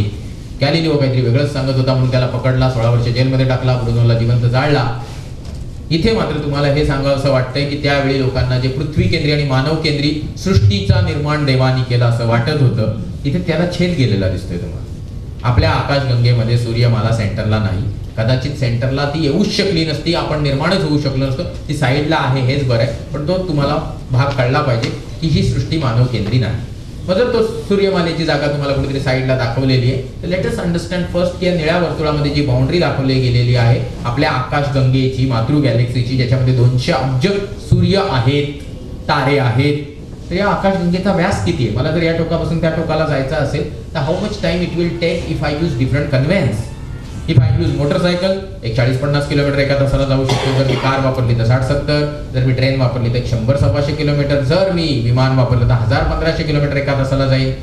जर मी अवकाशान वापरलं तर जास्तीत जास्त 60-65 हजार किलोमीटर एका तासाला जाईल. आणि एका तासामध्ये 3600 सेकंद असतात, म्हणजे अवकाशान एका सेकंदाला 16 ते 17 किलोमीटर जातं. या वेगाने 16 ते 17 किलोमीटर प्रति सेकंद या वेगाने अवकाशात पृथ्वीला 1.5 तासात एक फेरी मारू शकतं. याच्यापेक्षाही फास्ट जाणारी एक नैसर्गिक गोष्ट आणि ती म्हणजे electromagnetic radiation in a visible spectrum called light. लाईटचा स्पीड एका सेकंदाला 3 लाख किलोमीटर आहे. आणि 3 लाख किलोमीटर एका सेकंदाला म्हणजे एका सेकंदात प्रकाश, लाईट पृथ्वीला 7.5 फेऱ्या मारू शकतं. त्या प्रकाशाच्या वेगाने जरी हा डायमीटर क्रॉस करायचा ठरवला तरी या टोकापासून त्या टोकापर्यंत जायला किती वेळ लागतो असं मी विचारलं आणि उत्तर मिळालं 5 सेकंद, 10 सेकंद, 1 आठवडा, 2 आठवडा, 1 महिना, 6 महिने. आणि इथे जी बसलेली पोरं आहेत जे अभ्यास करतात त्यांना माहिती आहे की इथून त्या टोकाला जाण्यासाठी प्रकाशाच्या वेगानं सुद्धा 1,00,000 वर्ष लागतात. हे झालं आपल्या आकाशगंगेविषयी. म्हणजे गोव्याच्या बाजूला जर महाराष्ट्र आहे तर समजा हे गोवा आहे, आणि मग गोव्याच्या बाजूला जो महाराष्ट्र जर साईजने मोठा आहे ती ही त्याची दुसरी गॅलेक्सी असं पकडा, तिचं नाव आहे अँड्रोमेडा गॅलेक्सी. देवयानी दीर्घिका, याच्यामध्ये 200 अब्ज तारे नाही, त्याच्यामध्ये 400 अब्ज तारे. हिच्या एका टोकापासून दुसऱ्या टोकापर्यंत जाण्यासाठी प्रकाशाच्या वेगानं 1,00,000 वर्ष लागत नाही, 1,80,000 वर्ष लागतात. आणि ह्या 2 आकाशगंगा गोवा आणि महाराष्ट्रात, भारतात नाही किंवा पृथ्वीवर नाही, there are so many other states. So we go into that. इथे दाखवलेलं तुम्हाला चित्र जे आहे त्याला काय म्हटलं जातं त्याच्या आधी एक उदाहरणादाखल मी तुम्हाला एक छोटीशी गोष्ट सांगतो की यामध्ये एक उदाहरणादाखल मी तुम्हाला आपली गॅलेक्सी दाखवणार, बाजूची गॅलेक्सी दाखवणार, and then you will get to know की how far and how much massive this universe is. असं जस्ट उदाहरणादाखल पकडा की ही आपली गॅलेक्सी आहे. हिचा या टोकापासून या टोकापर्यंत जाण्यासाठी प्रकाशाच्या वेगानं 1,00,000 वर्ष लागतात. ही अँड्रोमेडा पकडली तर हिच्या या टोकापासून या टोकापर्यंत जाण्यासाठी प्रकाशाच्या वेगानं 1,80,000 वर्ष लागतात. मिल्की वे गॅलेक्सी पासून अँड्रोमेडा गॅलेक्सी पर्यंत म्हणजे बाजूबाजूच्या गॅलेक्सी मध्ये जाण्यासाठी सुद्धा प्रकाशाच्या वेगानं 22,00,000 वर्ष लागतात. आता बाजूबाजूला जर प्रकाशाच्या वेगानं जाण्यासाठी 22,00,000 वर्ष लागतात तर तुम्ही म्हणाल की इथून तिकडे जाण्यासाठी किती वेळ लागेल, आणि इथून तिकडे जाण्यासाठी किती वेळ लागेल त्याच्यापेक्षा बघून घ्या की इकडे काय दाखवलं.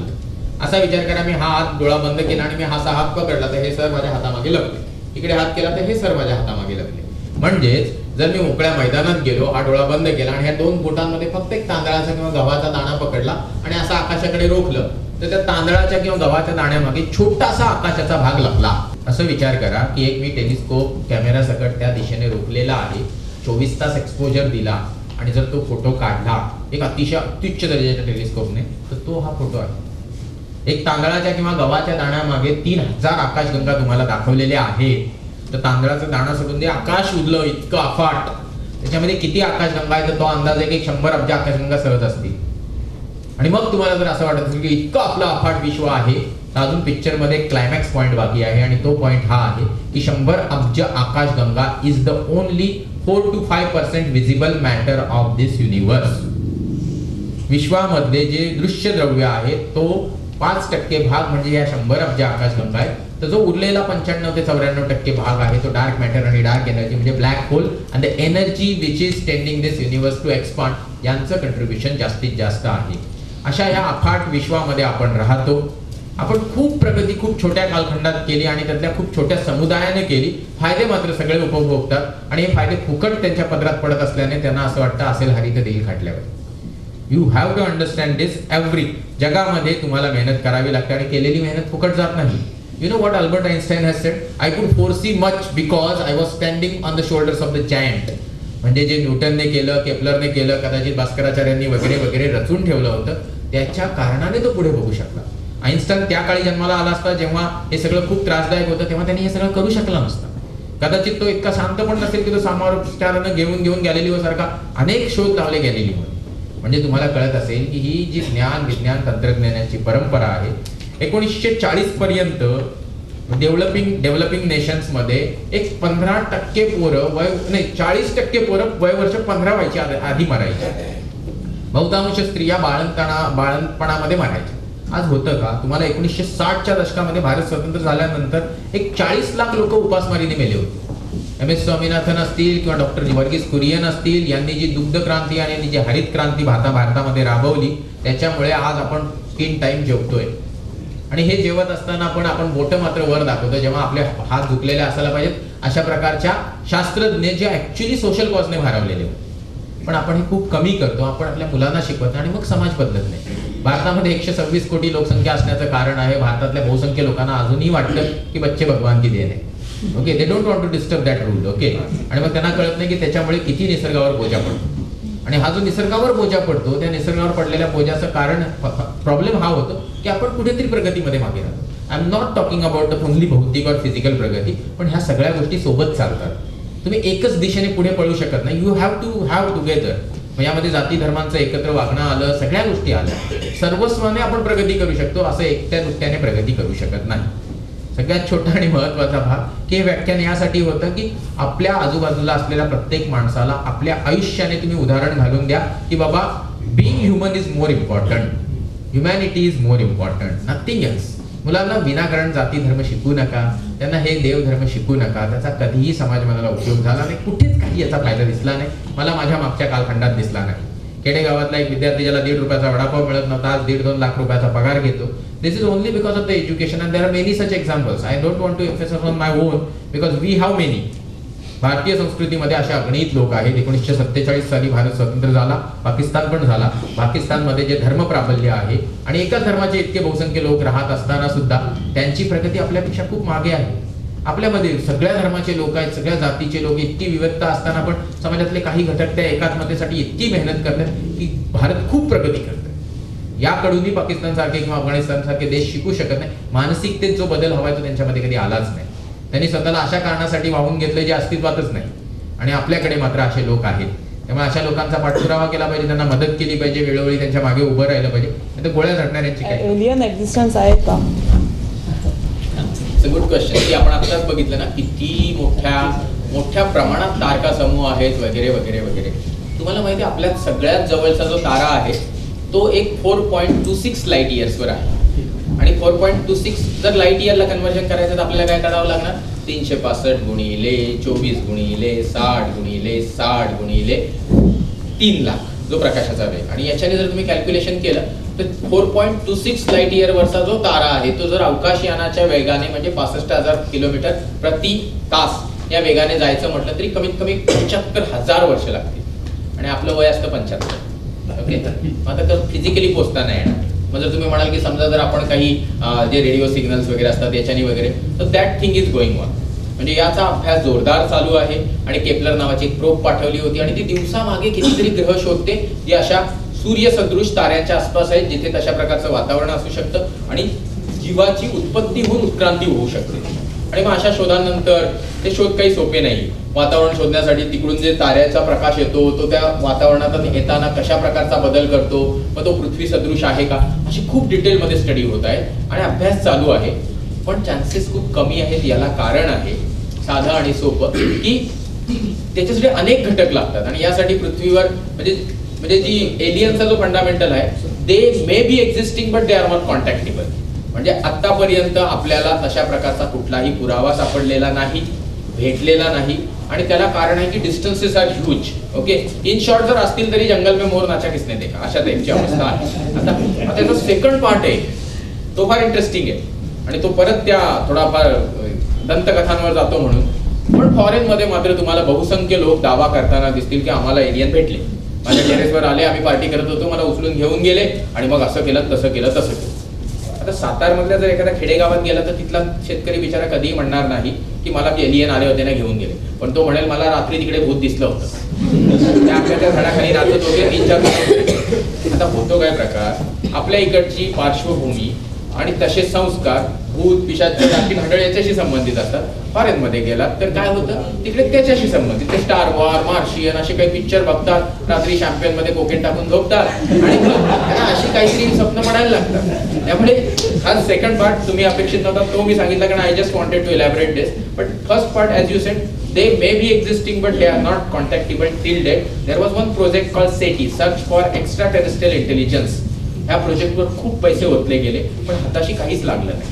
आणि त्याला कारण तेच अफाट डिस्टन्सेस आणि ते सगळं मिळत नाही. You know the Voyager which has started somewhere around 1977 has just crossed the borders of the Pluto or something like that. म्हणजे 600 कोटी किलोमीटरचा प्रवास त्याने आत्ता केला. मग अशा परिस्थितीमध्ये आपण जेव्हा काही म्हणजे 4.5 प्रकाश वर्ष, मग त्याच्या पुढचा सिरियस जो दाखवला तो 8.5 1.7 प्रकाश वर्ष आणि असे खूप दूर आहेत. तरी एक ग्लिसा 105c नावाचा स्टार शोधून काढला, प्लॅनेट शोधून काढला होता. तो तशा प्रकारच्या वातावरणात आहे, कुठल्या ते स्टारच्या भोवती आहे. आणि असे 400, 450 की 1000-1200 झाले असतील, आज मला आठवत नाहीये. I am not in that field. पण चालू आहे शोध, प्रयत्न तर चालू आहे. कारण माणसाला या सगळ्या विषयाची आणि या कॉस्मॉसची फार क्युरिओसिटी आहे. त्यामुळे लोक म्हणतात काय मोठं यात संशोधन करून तुम्ही काय समाजाचं भलं करणार आहात. पण ज्यांना हाऊस आहे ते मात्र त्यात आहेत आणि काम चालू आहे जोरदार. But as such they are never, मध्ये कॉन्टॅक्ट झालेला नाहीये एवढंच मी म्हणू शकतो. Okay, yes sir. मानवाने बरीच प्रगती केलेली आहे. सो पृथ्वीवरील मानवाचं अस्तित्व मानवच संपुष्टात आणील की ॲस्ट्रॉइड किंवा आणि काहीतरी होईल आणि म्हणजे फार चिंता आहे तुम्हाला, फार बरं वाटतं. Okay, it's really good. I am from the atomic energy. बरेच लोक फिरवत हा प्रश्न आणतात, मग तुमचं काय म्हणणं आहे अणुऊर्जा प्रकल्पांविषयी. सायन्स अँड टेक्नॉलॉजीला नाही म्हणू नये, पण प्रत्येक नाण्याच्या दोन बाजू असतात. So you have something very highly sophisticated, it will have risk associated with. आता जर सर म्हणतायत तसं जर तुम्ही विचार केला की जर समजा विज्ञानाने एवढी प्रगती केली आणि तुम्ही बघितलं असेल की खरंच जेव्हा ते शीतयुद्ध चालू होतं अमेरिका आणि रशियामध्ये, तेव्हा कधी काय होईल याची धडगत नव्हती. पाकिस्तान आणि भारताचं काही होणार नाही, तुम्ही टेन्शन घेऊ नका. ते काय असतं ना, दोन शेजारी भांडत राहतात, ठीक आहे, पण दोन मोठ्या महाशक्ती भांडतात तेव्हा काहीतरी होण्यासारखं असतं. आज ती परिस्थिती नाही. जगाला कळलेलं आहे फार व्यवस्थितपणे की भांडणात काही राम नाही, सगळी चुटकू मुटकूगिरी चालू असते. पण जसं आता ज्या प्रकारे टेररिझम वगैरे वाढत आहे, हे काय असतं ना, कुठेतरी बायास्ड माइंड आहे, त्यांना कळत नाही की मानवी संस्कृतीने किती प्रगती केलेली आहे. तरीही असं मला तुम्ही वैयक्तिक मत विचारलं म्हणून मी वैयक्तिकपणे सांगतो की जे काही होईल ते नॅचरल क्लॅमिटीजनी होईल. नॉर्मली मानव निर्मित किंवा मानवाने काहीतरी आगळीक केली आणि म्हणून काहीतरी चुकीचं घडलं असं फार कमी होईल. कारण आता सगळीच मानव बहुतांश लोक सकारात्मक आहेत. त्यांना ह्या पृथ्वीचं जतन करायचंय, निसर्गाचं जतन करायचंय, प्रगती केलेल्या मानवाचं जतन करायचंय. त्यामुळे जे नैसर्गिक आपत्ती आहेत, जसं it was somewhere return in between की 2026च्या आसपास अपोफिस नावाचा एक विटीवर येईल आणि तो पृथ्वीच्या जवळून जाईल. तसा लेटेस्ट पण एक येऊन गेला. जसा शूमेकर लेवी गुरुवर आदळला 21 तुकडे होऊन, असं काहीतरी. तर ह्या सगळ्या क्लॅमिटीज अपेक्षित आहेत, त्याचं हंटिंग चालू असतं. तुम्ही तो डाय हार्ड पिक्चर बघितलात ना, तो दॅट इज बेसिकली या आयडियाचा पिकअप आहे तो. आणि त्याच्यामध्ये जे दाखवलं तसं काही कोणी करणार नाही, कारण त्याचे जर तुकडे झाले तर सगळे पृथ्वीच्या आर्मगेडन डाय हार्ड मध्ये पण सेम हिरो आहे का? नाही, हिरो सेम आहे का? सॉरी. तर ते आर्मगेडन जे आहे तो त्याचं एक प्रतिरूप आहे. पण there are now lot of things going on की ज्याच्याने या सगळी गोष्टींपासून बऱ्यापैकी आपलं संरक्षण करण्याची क्षमता मानवाने मिळवलेली आहे असं मला वाटतं. म्हणजे ज्याला आपण म्हणतो त्रासदायक असे हे जे न्यूक्लिअर वेपन आहे ते तशा प्रकारच्या कामासाठी कदाचित युजफुल होऊ शकतात असं मला वाटतं. So even I am not very मंगळावर पाणी आहे का? मंगळावर तसं काही कॅनल्स टाईप स्ट्रक्चर दिसले तर त्याच्यामुळे त्याच्यावर पाणी असेल असं वाटलं. लेटेस्ट जे हंटिंग आहे किंवा तिथे जे गेलेले आहेत स्पेस प्रोब वगैरे किंवा जे रोबोटिक आर्म्स फिरतायत त्याचे काही स्ट्रेसेस तसे मिळाले नाही. पण as you may be knowing की चंद्रावर ज्या प्रकारचं चांद्रयानामध्ये टेक्नॉलॉजी अब्दुल कलामांनी जी MIP मून इम्पॅक्ट प्रोब टाकली होती आणि त्याच्यामुळे त्या पोलार त्यांना चक्क तशा प्रकारचे ट्रेसेस मिळाले. That first time in some external orbit you got something which is related to the water. त्यामुळे मंगळावरचं तर माहित नाही, पण चंद्रावर त्यांना तशा टाईपचे ट्रेसेस मिळाले होते. So could you please tell us what gravity waves are? Just explain that part. And the second question is that there is a paper recently written by Ali and Das, professors from Canada and Egypt. They say that there was no Big Bang because math cannot explain Big Bang. So could you tell us like if that theory is proven or that hypothesis is proven, what impact will it have on the whole of understand. First thing is gravitational waves. Okay, it's a ripple in a time and space. Okay, म्हणजे हे जे प्रतल आपण म्हणतो त्या ह्या विश्वाच्या प्रतलामध्ये ज्या प्रकारे आपण वेव्स म्हटलं की तुम्ही बघा ना पाण्यावर दगड टाकला की कशा प्रकारच्या वेव्स फॉर्म होतात, तशा प्रकारे हे विश्व जे आहे टाइम अँड स्पेसने बाउंड आहे. आणि यामध्ये रिपल्स म्हणजे ग्रॅव्हिटेशनल वेव्स ज्या ग्रॅव्हिटीने जनरेट होतात. Every mass is associated with the gravity. आणि मग ह्या ज्या वेव्स आहेत दे कॅन प्रोपगेट. म्हणजे आता समजा मी इथे उभा आहे तर माझ्या मागच्या माणसाला हे सर दिसणार नाही, कारण लाईट वेव्स कॅनॉट पास. ते दिसतात कसे तर त्यांच्यावर पडलेली लाईट माझ्या डोळ्यात जाते म्हणून सर दिसतायत मला किंवा तुम्ही सगळे दिसतायत. जर यांच्यामध्ये मी पडदा लावला तर मला सर दिसणार नाही, कारण त्याच्यावर पडलेली लाईट त्या पडद्याच्या आरपार येऊ शकत. सो यू नो की हे त्या याच्या बाबतीत होऊ शकत नाही, लोखंडाच्या बाबतीत होऊ शकत नाही. म्हणून त्यातून पेनिट्रेट करणारी अशी गोष्ट आपण वापरतो एक्सरे. मेडिकल एक्सरेची कमी एनर्जी असते कारण आपले आहेत हे नाजूक असतात, त्यामुळे त्यातनं ते पेनिट्रेट होतं. लोखंडाला स्कॅन करायचं असेल तर हेवी एक्सरेज वापरले जातात, गॅमा रेज वापरले जातात. तरीही त्यांची पेनिट्रेशनची कॅपॅसिटी एक लिमिट पर्यंतच आहे. Gravitational waves can pass through anything and everything. So you will get to know many things which are not known. Those waves could be detected because तो जो रिपल आहे तो अतिशय फिबल असतो. Even sorry just change the topic. CV Raman यांचा जो आपण molecular scattering of light म्हणतो, हे मोलिक्युलर स्कॅटरिंग किती होतं माहिती? 1 लाखामध्ये 1. इतका फिबल इफेक्ट आहे आणि जो त्या काळी अतिशय सामान्य तंत्रज्ञानाने CV रमन यांनी शोधून काढला, हे त्यांचं कौतुक आहे. हे कोणी विद्यार्थ्यांना सांगत नाही की त्यांनी कसं केलं. डॉक्टर हिम्मतराव बावस्करांनी महाडच्या अतिशय अत्युच्च आंतरराष्ट्रीय दर्जाचं संशोधन करून फक्त ब्लड प्रेशर मोजण्याच्या यंत्राने विंचवावरचं ज्वेश शोधून काढलं, हे आपल्या विद्यार्थ्यांना कोणी सांगत नाही. आणि मग तुम्हाला हे माहित, म्हणजे जसं मी म्हटलं, इट्स अ व्हेरी फिबल इफेक्ट आणि म्हणून अतिशय अत्युच्च दर्जाच्या टेक्नॉलॉजीची गरज असते, जी आता कुठेतरी शोधून काढलं गेलं. इट वॉज नॉट लिगो, म्हणजे त्यांचं ते काम डिटेक्शनचं काम होतं. इट इज ऑब्झर्वेटरी, ते डिटेक्ट करत नव्हते, त्यांच्याशी संलग्न असलेल्या संस्थांनी ते शोधून काढलं. This is basic what I know and why I am telling you basic only because I read it somewhere. आता तुम्ही म्हणाल की मला का माहित नाही. I am mechanical engineer who's active in the field of welding and NDT related to the back end cycle of the fuel technology in a nuclear field. माझा याच्याशी काही संबंध नाही. जे वाचतो ते मी तुम्हाला सांगितलं. ओके, आता coming to the second part, what theory. नाही, यांचा एक सेकंड प्रश्न आहे. Are they metal waves or electromagnetic? They are metal waves. I really waves. don't. Are they electromagnetic or this? Matter waves he is telling. Even I am not very sure about this.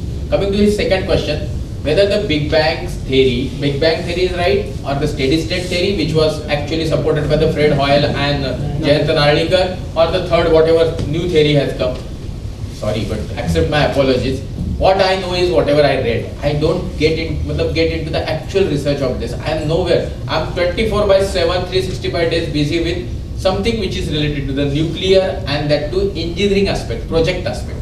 I am designated scientist. Now I am very senior. That is altogether different story because of last 19 years I am associated with that particular work. But I am designated scientist. I am not that innovative scientist who works on this particular field or visits sometime LHC or some ITER project. No. I'm into some projects part which does the implementation, quality assurance and control of the project related to the nuclear energy. So sorry. Sir तुम्ही तिकडचे कोणतरी हात वर केला, तुम्ही काहीतरी विचारत होता. नाही बोला, तुम्ही बोला. If we understand that we have evolved through apes and monkeys, how is that still monkeys are existing and we are? Yeah. I told you, na. See, basically, I told you that only. This is an evolution. So evolution is a long-term process. Long-term process, like suppose you are still seeing monkey, but monkey dies really. Their lifespan may not be as good as human beings. Okay. आता आपलं आयुष्य एवढं चांगलं का आहे? कारण आपल्याकडे आता सगळ्या प्रकारच्या फॅसिलिटीज आहेत. रोगप्रतिकार शक्ती वाढवण्यापासून ते आजार घालवणारी औषधं आहेत. आणि अशा परिस्थितीमध्ये तुम्ही जी माकडं बघता ती काही कालखंड, तुम्ही 70 वर्ष जगता, ते काही वर्ष जगत असतील. And this evolution which has transform this ape to human being was some few crore years. Okay. आणि मग त्या ट्रान्सफॉर्मेशन म्हणजे मी कुठेतरी मध्ये वाचलं होतं की पाणी आणि पृथ्वी वगैरे जन्माला आल्यानंतर कितीतरी अब्ज वर्षानंतर, म्हटलं ऑलमोस्ट काहीतरी 3.25 अब्ज वर्षांनंतर वगैरे पृथ्वीवर हे सगळं स्पेसीज वगैरे इव्हॉल्व्ह व्हायला लागले. So it's a big process आणि it's a natural process. That is what scientific community believes. But तुम्ही जर कोणाला म्हटलं बाप दाखवून येतं श्राद्ध कर, तर nobody will be able to prove you ना. ओके. प्रेझेंटली हे सगळं इतकं अवेलेबल नाही. बट वॉट मला वाटतं another 10-15 years span is enough to really tell you that this is high time to retire all supernatural things and everything is natural. This is what I am. Sorry. See, please, sir. Please. See, same person should not ask. Yeah, but Okay. questions astaan. ठीक आहे. No, it becomes some sort of a No, debate. it's not. It's okay. See, I want to bring this premise. Like, we can understand science to a certain extent. Correct. Yes. There are very few people who have understood relativity for that. Correct. So what is that line that we should draw between, at certain point we are, accepting science as it is. How is that different from religion that we accept? No, it's a really good question, but you have to understand very important thing. If you go 100 years back, if you go 1,000 years back, if you go 10,000 years back, the knowledge sources were limited. Today you have vast sources of knowledge. And in such cases, the specialization is very important. You understand, you do your specialization. When you talk about specific things, suppose somebody explains something that you don't understand, you can get to some person who will explain it in case it is needed. Taking it as it is doesn't hamper you unless until you use it as it is and you just start following it blind. That is what the difference is between जो science based जो knowledge है और जो religious feeling based जो knowledge है. Religious feeling based knowledge का problem यही कि it's a one book oriented. 5वीं का बच्चा भी 5 किताबें पढ़ता है और रिलीजन बोलता है कि हमारे एक किताब में सब कुछ लिखा हुआ। That is the difference. So don't compare always with the science and technology, religion with science and technology, because we are talking about knowledge. It doesn't mean that religious book doesn't have anything good. They have many things which are good. Okay, we don't take it in the right spirit. Okay, we always mold it to the some exploitation, which is not acceptable to me, you, and every citizen who believes in a humanity. Yes, sir. Done. Thank you so much. Thank you very much. I'll take a photograph. उपस्थित बंधू भगिनीनो, माझ्यावर या कार्यक्रमाचा समारोप करायची जबाबदारी आलेली आहे. थोडक्यात सांगायचं म्हणजे संतोष टकले